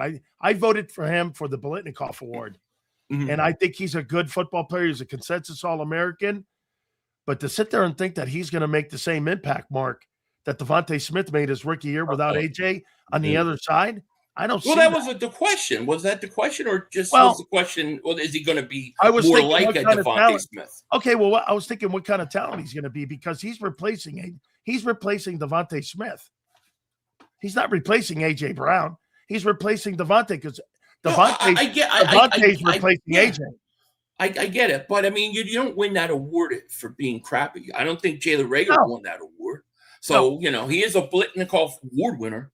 Let's, just saying. No. I completely. Mark, who's on a couple more here, guys? Who's on the hot seat in Dallas, you think, this year? I'd have to probably say maybe Dak. Because Mark's trying to cut me off at the pass. No, I'm not trying to cut you off on the pass. Okay. Because I can look at this and say Jerry Jones is going to say, we put a team around, we got great coaching, we've got, and everybody's looking at the Cowboys offense and just assuming that it's going to be the same as it was last year. But things happen overnight, and we've seen teams go from a Super Bowl team, great offense, to a team that can't score in the second half. So I would actually say Dak would be, because you look at the amount of money that he's owed, and at some point he's not going to be valuable to be a tradable commodity. Philly, Nick Sirianni, Jalen Hurts, who's got the heat of the organization on their back heading into I believe the coach. Despite those reports, I still think Nick is on the hot seat. I do, because that was, in my opinion, 2 collapses he's had in 3 years. So I think Nick. I think he's on the hot seat. You think by December, when do you think that offense is going to kick into gear? Brand new coordinator, brand new offensive line coach. Okay. The only people in the building that aren't changed out are the running back coach and the wide receiver coach on that offensive huddle. How long until you think they start kicking in? Well, I mean, being that they don't play any preseason games either, I think first half of the season. I think by the second half of the season, I think once you get to late November, December, it should get going. Mark, last one here for you. Do you think that Christian Parker is going to put that defense in the top 10 this year?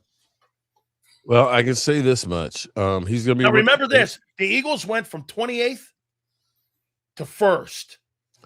That's to go from 30 points a game. I mean, they'll improve. I don't know that it'll be a top 10 defense. If we end up making another really big move, I could see that, but I'm still worried about edge rushing. We're doing edge rushing by committee, which to me is not necessarily a great thing. And I'm still worried about who's going to be wearing the green dot calling out that defense. Philly, last one for you. Dak stinks. Oh, go ahead. What? I'm sorry. Sean Mannion, I think it's got a lot to do with your defense. And here's why. If you don't improve on first and second down, and you're last in the league in third down again, and you're fifth in penalties with no discipline on offense, that's going to take its toll on your defense. Do you not think? Bad field position, 3 and outs, you're constantly on the field. So do you agree? Can this defense hold the water of the team for the first half of the season until the offense can at least get into gear, because you're not as deep as you've been the last 3 years? Yeah. I think that they can. I actually like this defense more than a year ago.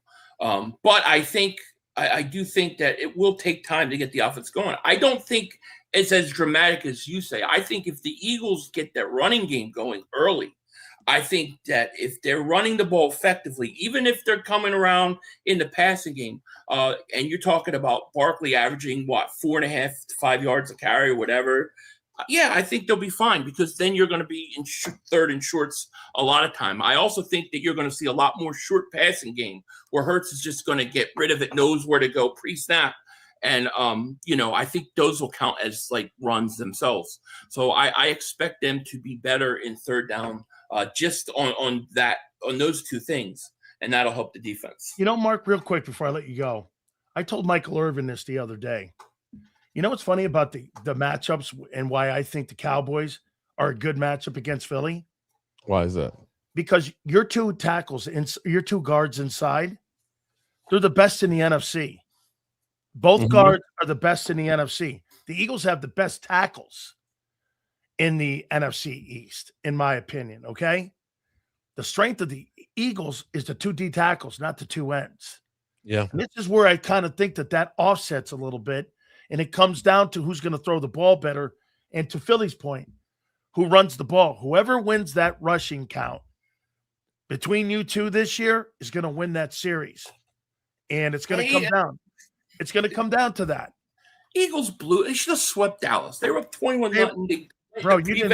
He dropped it, man. Prevent offense. You didn't. They went into prevent offense. They were up 21-0. Dallas last year. You're telling me even 21-0. You're telling me your prevent offense didn't score against those sorry sacks and shit we had out there? They beat them. What do you mean they outplayed them? My God. That's like saying you did they not win the game? Oh, I tell you what.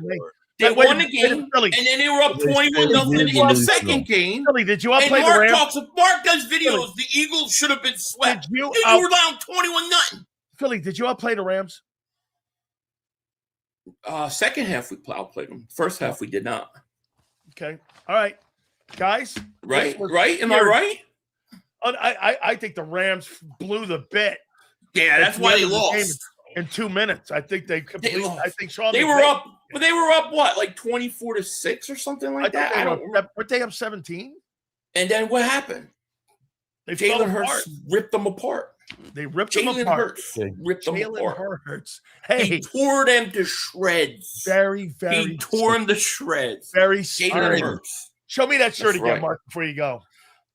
Stars are aligning. They've been aligning for 30 years. You got another 30 years to go. They're going to be perfect. Yeah, 30 years from now. You guys never cease to amaze. I appreciate both of you more than you know. By the way, Philly, you are the ultimate lid man. You have the greatest lid of all time. I will tell you that. Mark, I appreciate the greatest shirts. Thank you, guys. I appreciate you. We'll see you next week. Thank you. Guys. Peace out. Guys are awesome, man. Absolutely great. Yes, sir. Get Mark smiling there. He's just smiling away. Hey, I think the Cowboys are going to win the East. Zander thinks they're going to sweep the Eagles this year. Woo!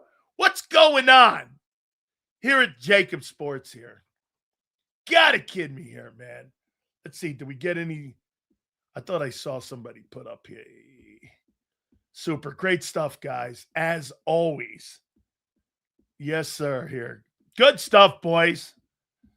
Yeah, I mean, look, you know where I stand. Okay?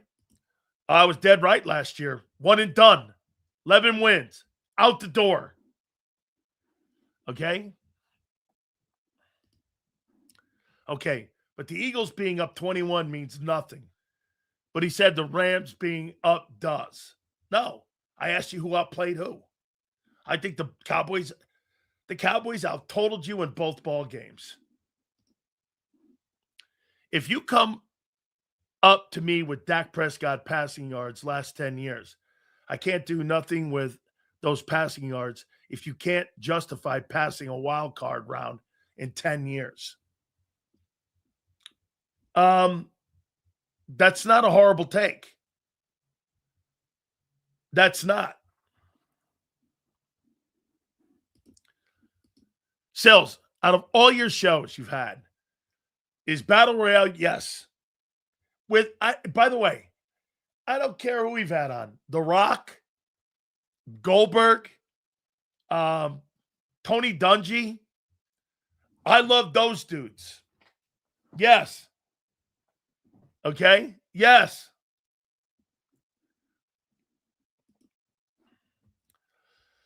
They out-totaled because they were playing from behind. That's why that 10-5 record versus the Eagles, because they were playing behind. You need a defense to help you get past the wild card round as well.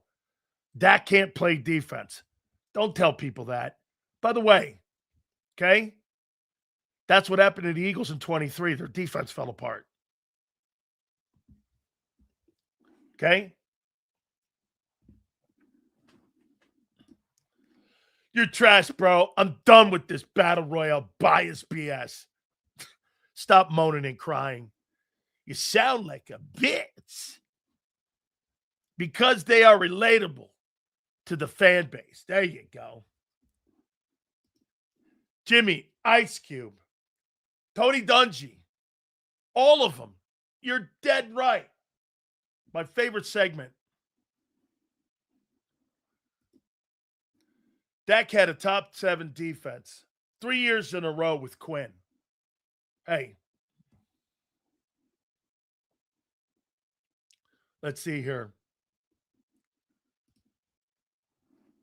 Do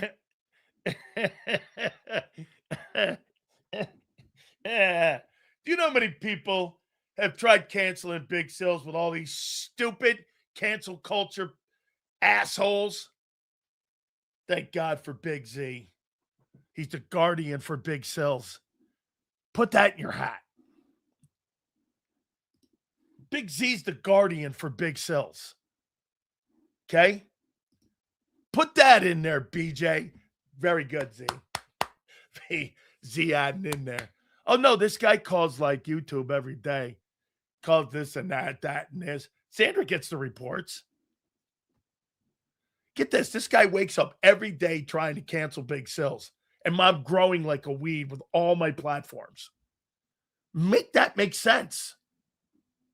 Hey, guy, don't get upset because we're growing.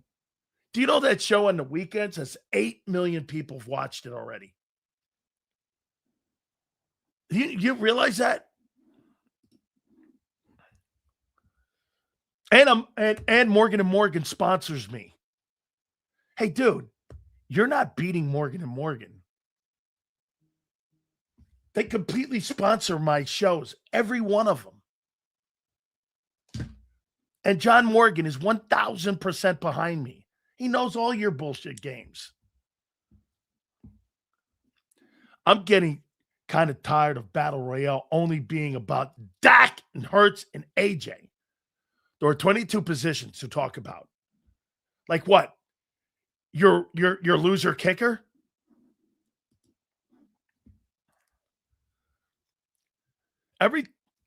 Big Z's man is Big Sills is Big Dom. All right. Oh, as long as I have Z, we ain't going nowhere. Dude, I don't care if I get on Entertainment Tonight. I'm not going to stop doing this. That's not happening. I think Zander said something a couple of days ago. He goes, dude, all these people calling you now. I'm like, shit. Dude, I can host a Tonight Show, and I'm not leaving this.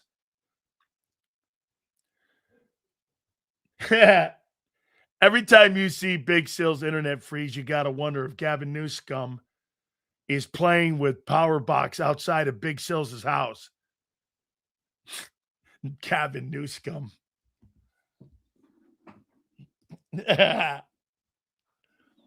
This dude loves Dak because he can relate. Loser. Is this LJ again? Jesus criminy. You can't really get around this guy. It's so wild. Hey, you know what? I wish you had a big ass and some great cans, and I'd feel better about it. But since you're a dude, man, wow. It's kind of creepy.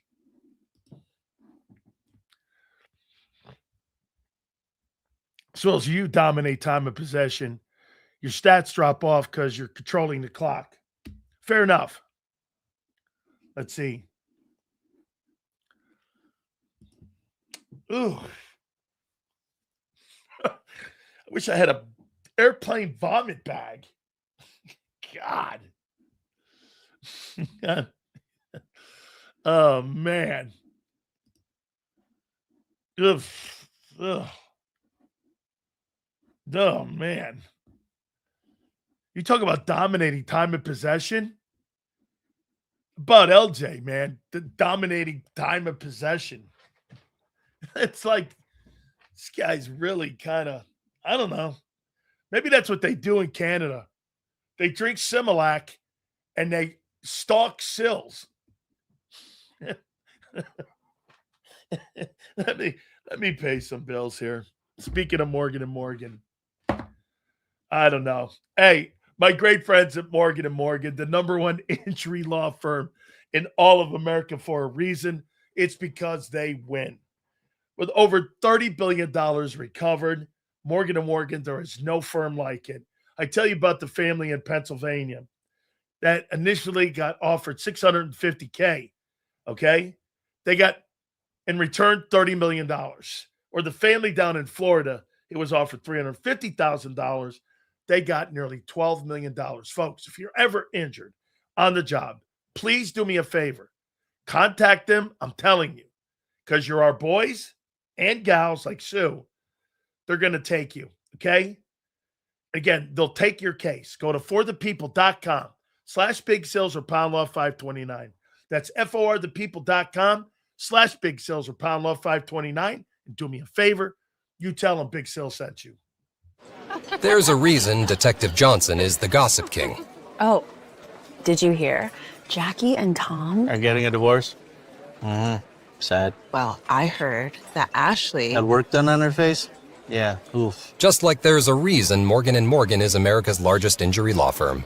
Injured? With over $25 billion recovered for our clients, there's a reason to go big. Bathroom? Okay. Morgan & Morgan, America's largest injury law firm. Oh, okay. Ignite your nights with free live entertainment daily, only at Live Casino and Hotel Philadelphia's Center Bar. 7 days a week, enjoy some of the region's top party bands, performers, and DJs as they take the stage in the heart of the casino action. Great cocktails, live music, and lively moments. It's all happening at Center Bar at Live Casino and Hotel Philadelphia. Visit livecasinophilly.com for more details and the complete list of upcoming events. Must be 21 or older. Gambling problem? Call 1-800-GAMBLER.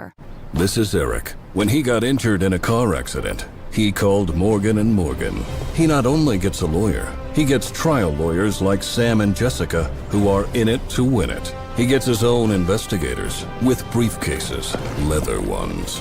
And if you ever have questions, our customer service folks keep things rolling. Injured? We're your army. Morgan & Morgan, America's largest injury law firm. Welcome to the Jet Setters. and the high rollers, to the shot takers and the tastemakers. Welcome to the viewfinders, the thrill seekers, and the night owls. Welcome to everything you could possibly want on one 5-mile island. Welcome to the Wildwoods. Book your stay today. In our hometown, we all look out for each other. We go the extra mile to lend a helping hand. We step up to keep our communities going strong. And at Independence Blue Cross, we're here to keep you going strong. We've been deeply rooted in our communities for more than 85 years. And that connection to members has earned us our spot as the #1 health insurer in the region. So while you look out for your neighbors, know IBX is always looking out for you.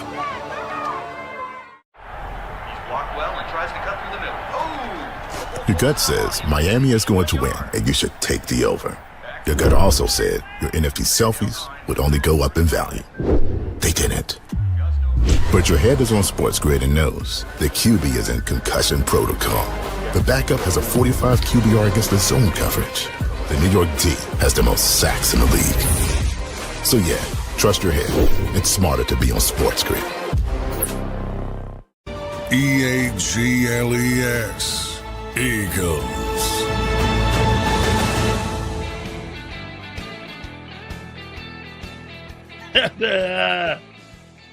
Oh my God. Dude. Everybody now from all over the country. It's all good. Thank you guys for coming aboard. I appreciate you guys here. Let's see here now. Let's go back to some common sense. Here's Angelo. It don't make sense why he shits all over the I do not shit all over the Eagles. You think shitting on the Eagles is talking about whether or not you drafted somebody in the last 15 years outside of Josh Sweat at edge. And I say you haven't. You think that's shitting on somebody. That's fact. Angelo, that's not shitting.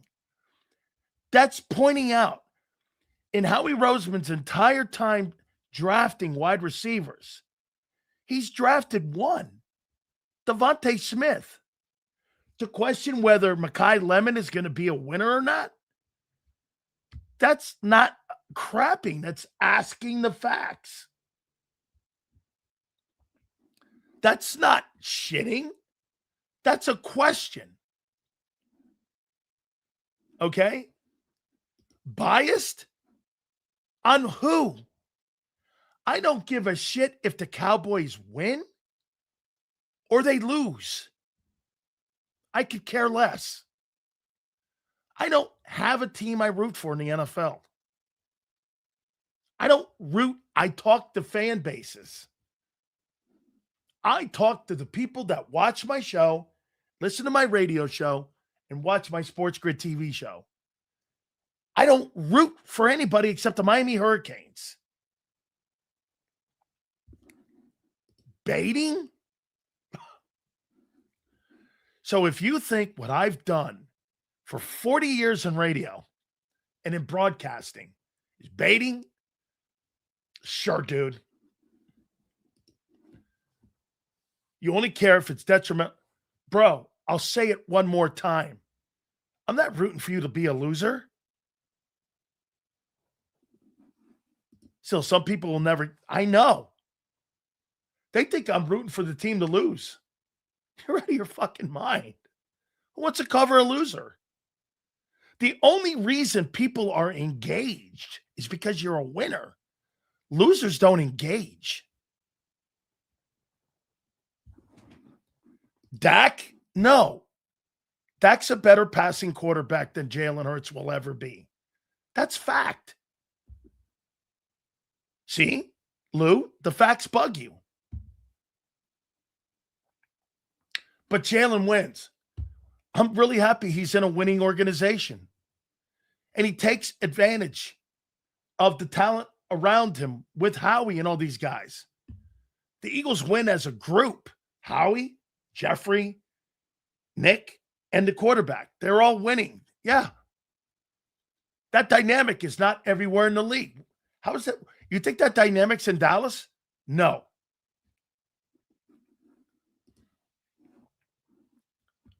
Seals, whenever people keep it real, people get sensitive and butthurt.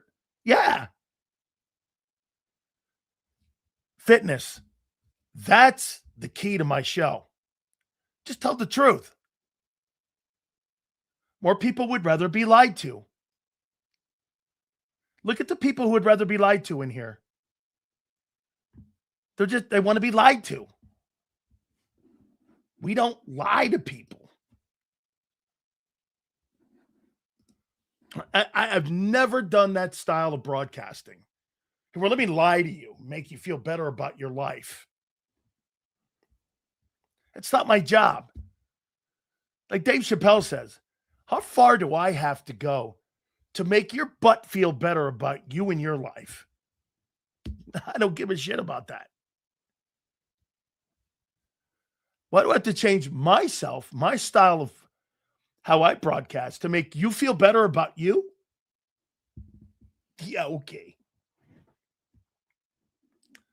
I mean, okay. It's also a fact that Jalen is a better winner than Dak will ever be. We'll see when he gets to another team. Funny. Let me show you something. Let's go here. So let me point this out to you. Okay.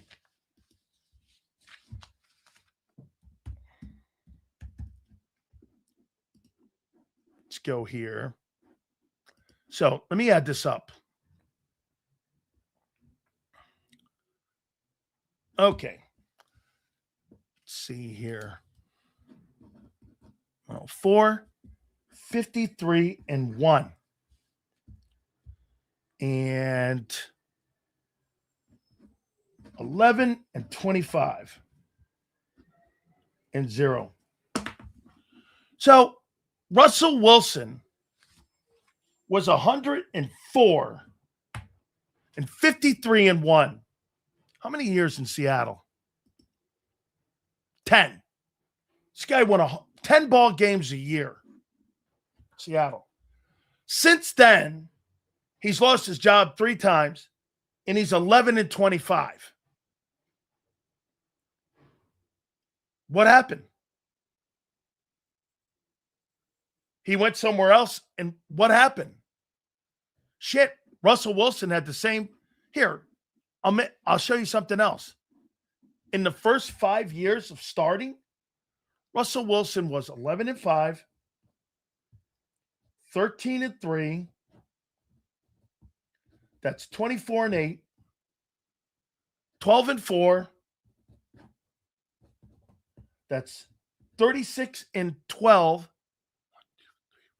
And then he was 10 and 5. That's 56 and 17. Almost identical to Jalen Hurts. And he went to back-to-back Super Bowls. Marshawn Lynch leaves. They started turning into this. 6 and 8, 4 and 11, 7 and 8, 9 and 7, 6 and 5. Then finally 0 and 3 on the way out the door. What happened? Do me a favor, Sills. What was Elway's stats regular season 98 to 99? I'm not hating, but when you're up is to control the clock, correct? Different NFL 98, 99. By the way, you had Terrell Davis. Okay? What happened to Russell Wilson? Let's take a look at Aaron Rodgers. Let's take a look at him when he left Green Bay. So Aaron Rodgers. Let's go here with Aaron Rodgers. Aaron Rodgers. Now Aaron Rodgers has the age factor here. Still a great player. But here's Rodgers. Rodgers in Green Bay had a 147 wins and 147 wins and 75 losses. In the last 3 years, he's 18. He's 16 and 18. What happened? What happened? He's Aaron Rodgers. He's a first ballot Hall of Famer. What happened? Okay? Great call, Tommy. Let's take a look at Sam Darnold. Wow, is this guy. Tommy, you are now becoming a favorite. Sam Darnold. Let's take a look at this career path on being around good players. So Sam Darnold with the New York Jets was 13 and 25. Carolina, in 2 years, he was 8 and 9. So he's 21 and 34 in 5 years. The last 2 years, he's 28 and 6 in Minnesota and Seattle. What happened? What happened to Sam Darnold? His first 5 years, he was 21 and 34. His last 2 years, he's won more ball games in 2 years and a Super Bowl and 3 and 1 in the playoffs. And he's 28 and 6. What happened? You mean he went to a better organization? If you think Jalen Hurts is going to the Jets and turning the Jets into a winner, you're out of your mind. That's where team winning comes in.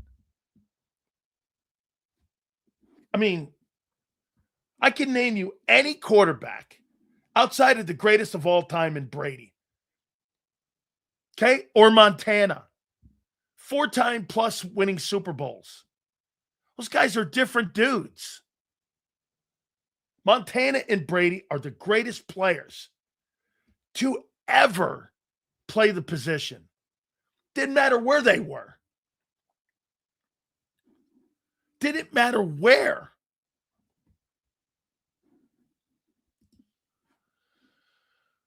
Took that knowledge to defense, coach that believes in him. He was protected by the great franchise, and he wasn't protected by the great franchise anymore. That's right.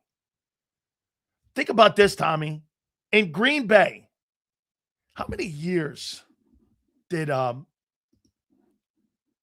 many years? Let me add this up. Brett Favre.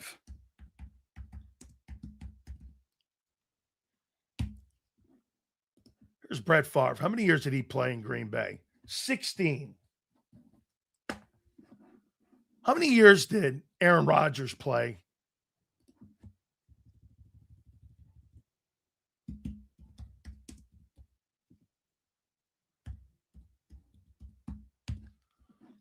How many years did Aaron Rodgers play in Green Bay? 18.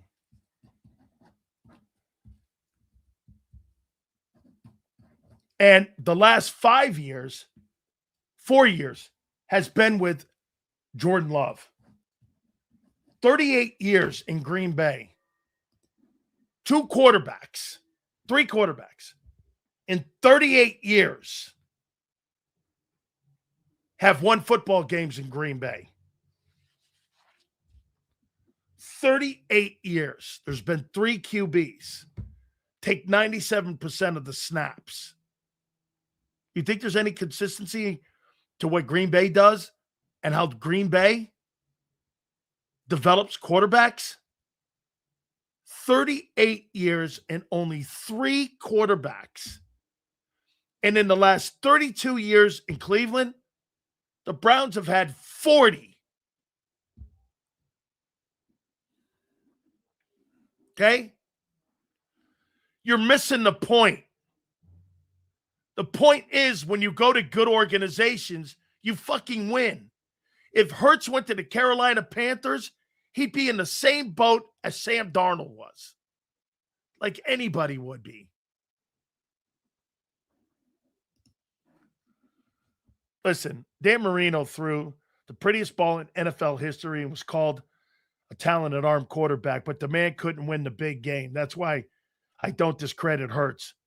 So, Killer, you think that Jalen Hurts is a better player than Dan Marino?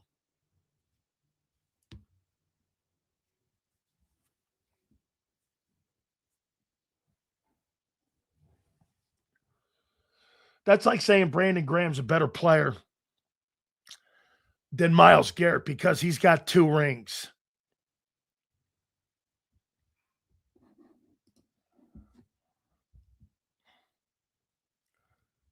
Shanahan, I think, is where it all started with Darnold. Yeah, it did. Evidently, he found something that clicked with Darnold. Remember what he said, too, DFW? He was like, Sam Darnold can play. Remember everyone laughed at him? Okay? Remember everyone laughed at him? Dude, anybody who's talking about Dan Marino, Montana, Elway, any of those guys, stop it. Just stop it.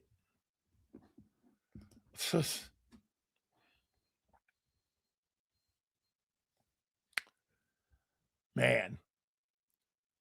4K passing means nothing to me. It does when you're going to the Hall of Fame. Sam Darnold was always good, just bad teams. I don't know why people don't get that. I just really don't understand that. The Eagles have been a good organization, whether it's Andy Reid, Doug Peterson. Shit, you won with Chip Kelly. You just don't get it.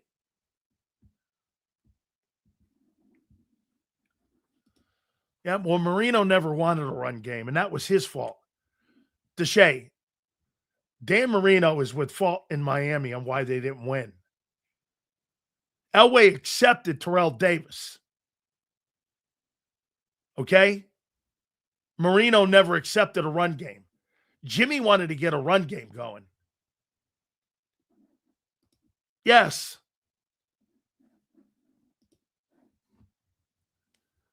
When you look up quarterback play, do you factor in playoff appearances or regular season for yourselves? I factor talent. Who are the most talented players to play the position that will give me a chance to win every game and throw me out of trouble in today's passing game? I need a quarterback, if I get down 21, that could throw me back into a game. In today's passing game, I need to have a guy who can play in today's rules and take advantage of the game today.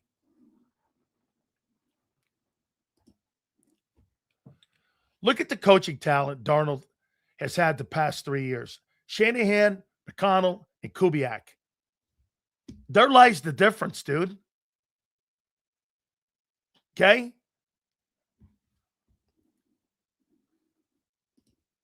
Montana had the greatest all-time for 4K seasons. That first Super Bowl, there was nobody on that team.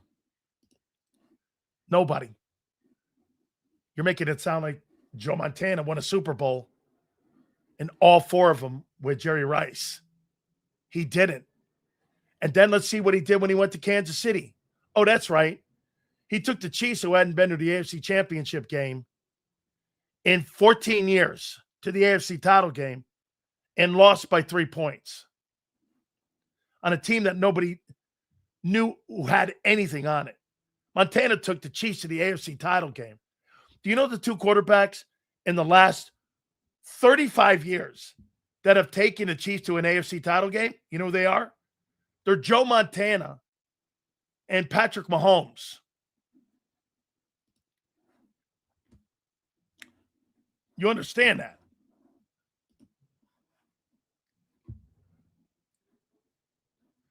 Rank quarterbacks who played better than Jalen playing in multiple Super Bowls.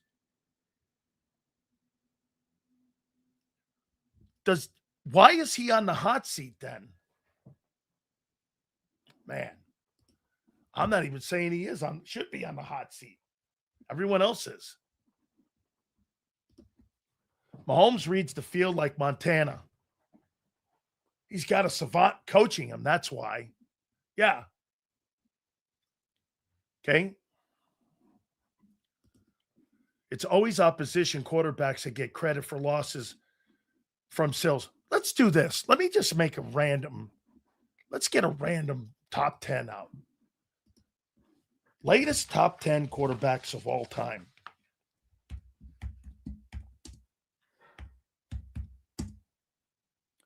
NFL QBs. How about I do Super Bowl winners? Latest top NFL Super Bowl QBs all time. Let's see here.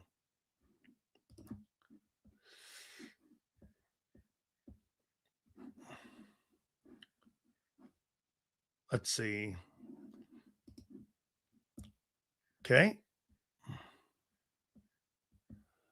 Let's see. Let's go down this list here. This is pretty good. This is pretty good list here. Okay.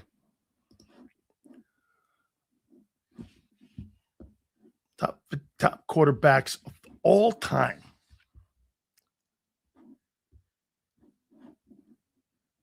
Not this one here. Hold on. Bear with me here. Latest top NFL QBs of all time. Let's see what they say. Top 25 quarterbacks of all time. Let's go 26. Let's see here. Okay.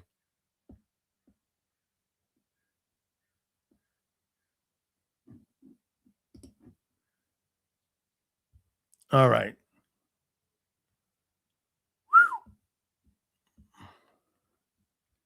So this is now, I think. This is by the Ringer. This is now. Mahomes 1, Allen 2, Lamar 3, Justin Herbert 4, Stafford 5, May 6, Dak 7, Burrow 8.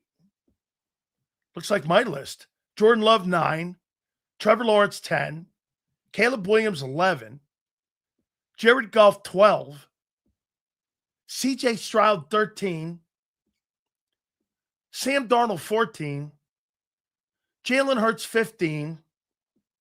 That's kind of where Zander had him.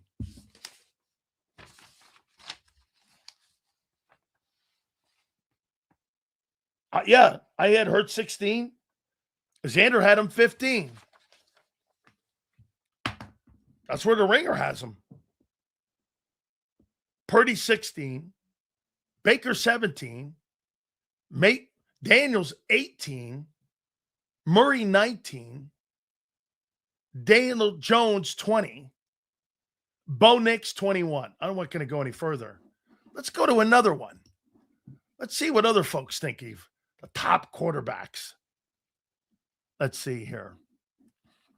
I'll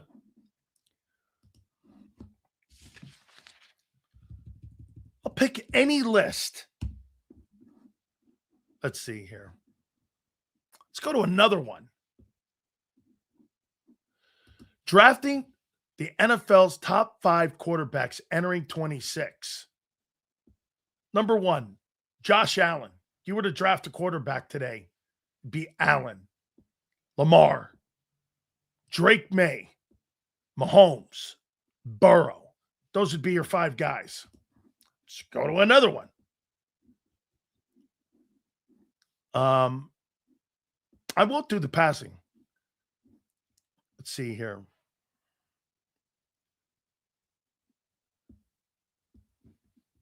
I could go to any one of these things. Nobody outside of, I mean, it's just stupid. It's a dumb conversation, actually.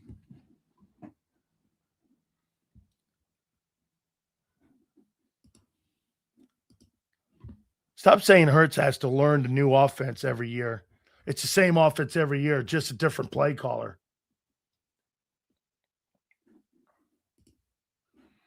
Anyone rather have Dak over Jalen or game-winning drive is delusional as it gets.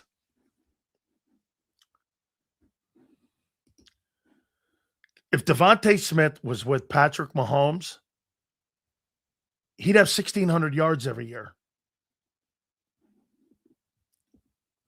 1,600 yards.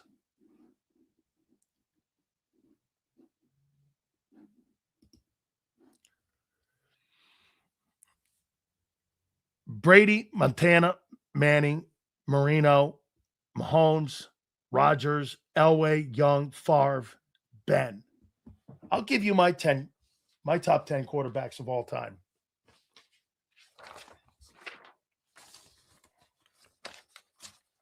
I'll do that too. I'll give you my top 10. My top 10 NFL QBs of all time. I'm going Montana 1.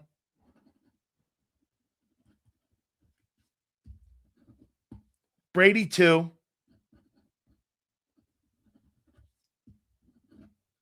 3.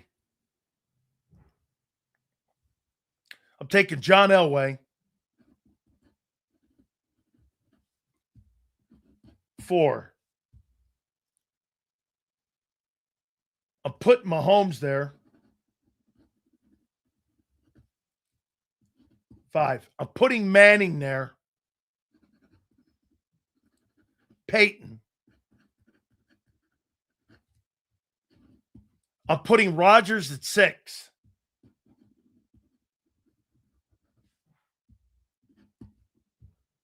8.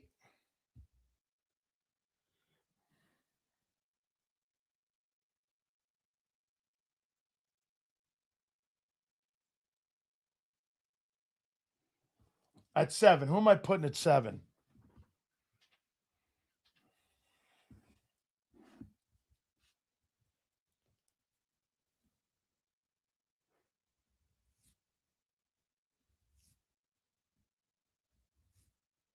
I'm going to put Favre there.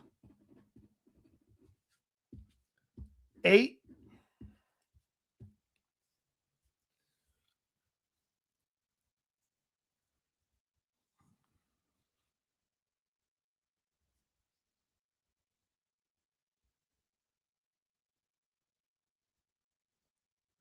I'm going to put Steve Young there. 9.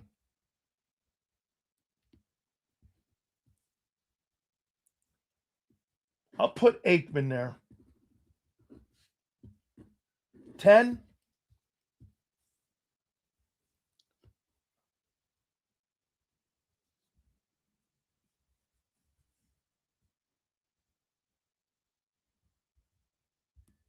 I'm going to leave 10 open here for a second. Montana, Brady, Elway, Mahomes, Peyton Manning, Rodgers, Favre, Steve Young, Aikman. And I'll leave 10 open. I argue with Sills all the time. You just cry all day without making points. Hilarious.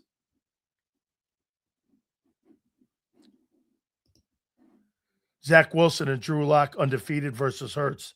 Does that make him better? Hey, I think the pizza guy's got to win too. Over the Eagles. I think doesn't the pizza guy have a win? The guy in New York? Oh, no, yeah, it was Zach Wilson. You're right. Seals, did you see the clip of Julio Jones talking about A.J. Brown's wedding? I did. I'm a Redskins fan, so what's it matter? Hilarious.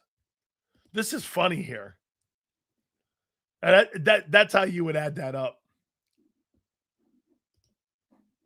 Jalen's undefeated against those top-rated quarterbacks. Makes some sense. Okay. Justin Herbert's 2-1 and Brock Purdy's 2-1 versus you. And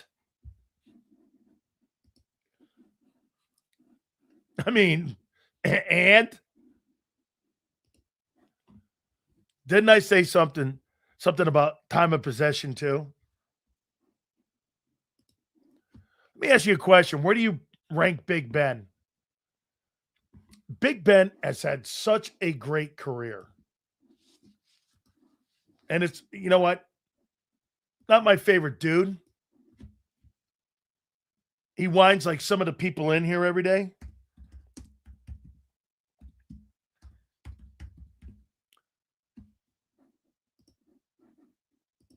So here's Ben. Ben was 165-81, never losing season in his career. Well, 2019, he got hurt. He was 0-2. You want to count that? Has he ever had? Oh, he's had some. I didn't realize that. That's right. The coach hadn't. So he went 0-2 in 19 and 7-6 and 12 and 7-8 and 16. Led the NFL in attempts and completions, threw for $5,000. This guy's got 64,000 passing yards. He threw a shitload of picks.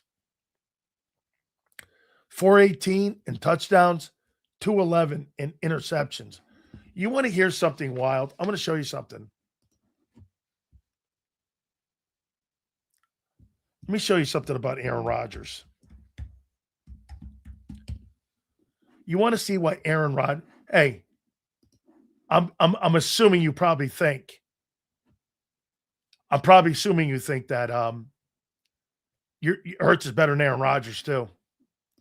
Let me show you something about Aaron Rodgers. So here's Aaron Rodgers, and here's his career stats. He's got 527 passing touchdowns and 120 interceptions. He's got 400 more touchdown passes than picks. He's got the all-time quarterback rating in NFL history at 102.2. He averaged a season in Green Bay. He had 475 touchdowns and 105 picks. These numbers are just, one year he threw 48 touchdowns and 5 interceptions. Another year he went for 39 touchdowns and 3 picks. He had 1, 2, 3, 4, 5, 6, 7, 8, 9, 10, 11, 12 consecutive seasons of throwing less than 9 picks and throwing more than 35 touchdowns as an average. 35 touchdowns and less than 8 picks in 12 years. And 4,400 passing yards. You never see anything like that. Like ever. Big Ben played better when they controlled the clock and moved the chains, running the ball. Football hasn't changed. Fantasy numbers makes most delusional. True. That's correct. And that's right. When you see the fantasy numbers, yeah, because it's gambling. That's funny. I'll come up with that 10th guy. Aaron Rodgers was just a special talent at throwing the ball. I mean, just a special talent. All right. My great friends at Morgan & Morgan, the #1 injury law firm in all of America for a reason. And it's because they win. There is no firm in America like Morgan & Morgan. Tell you this, folks, all the time. They put this company together over 25 years ago, making sure families like yours are always defended and making sure you're never hurt when you get injured on the job when it comes to a settlement. This will be the easiest decision you ever make in your life. Do me a favor. Go to forthepeople.com/big sales or pound law 529. That's forthepeople.com/big sales or pound law 529. And do me a favor. You tell them Big Sales sent you. There's a reason the Karate Master was the #1 salesman in the lumber department.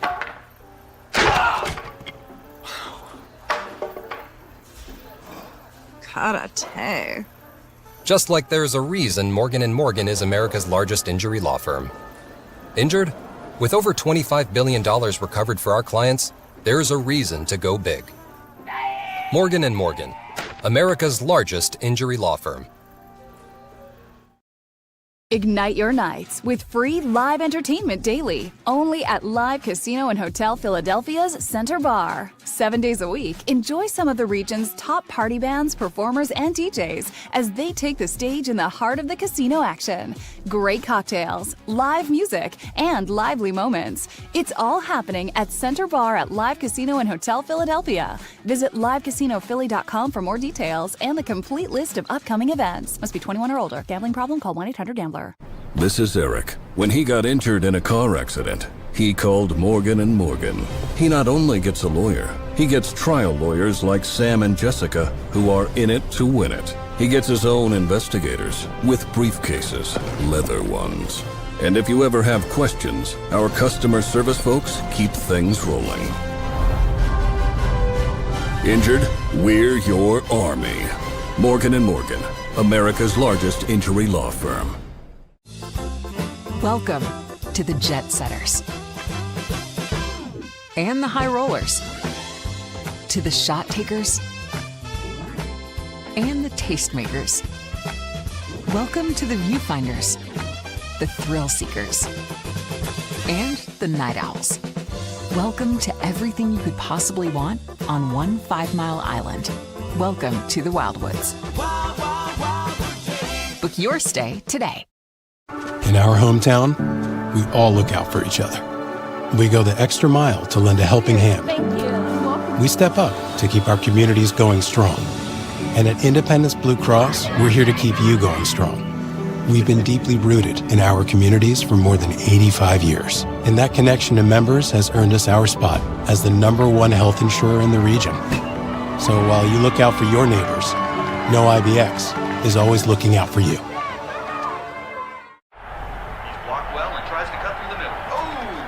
Your gut says Miami is going to win, and you should take the over. Your gut also said your NFT selfies would only go up in value. They didn't. But your head is on Sports Grid and knows the QB is in concussion protocol. The backup has a 45 QBR against the zone coverage. The New York D has the most sacks in the league. So yeah, trust your head. It's smarter to be on Sports Grid. EAGLES. Eagles.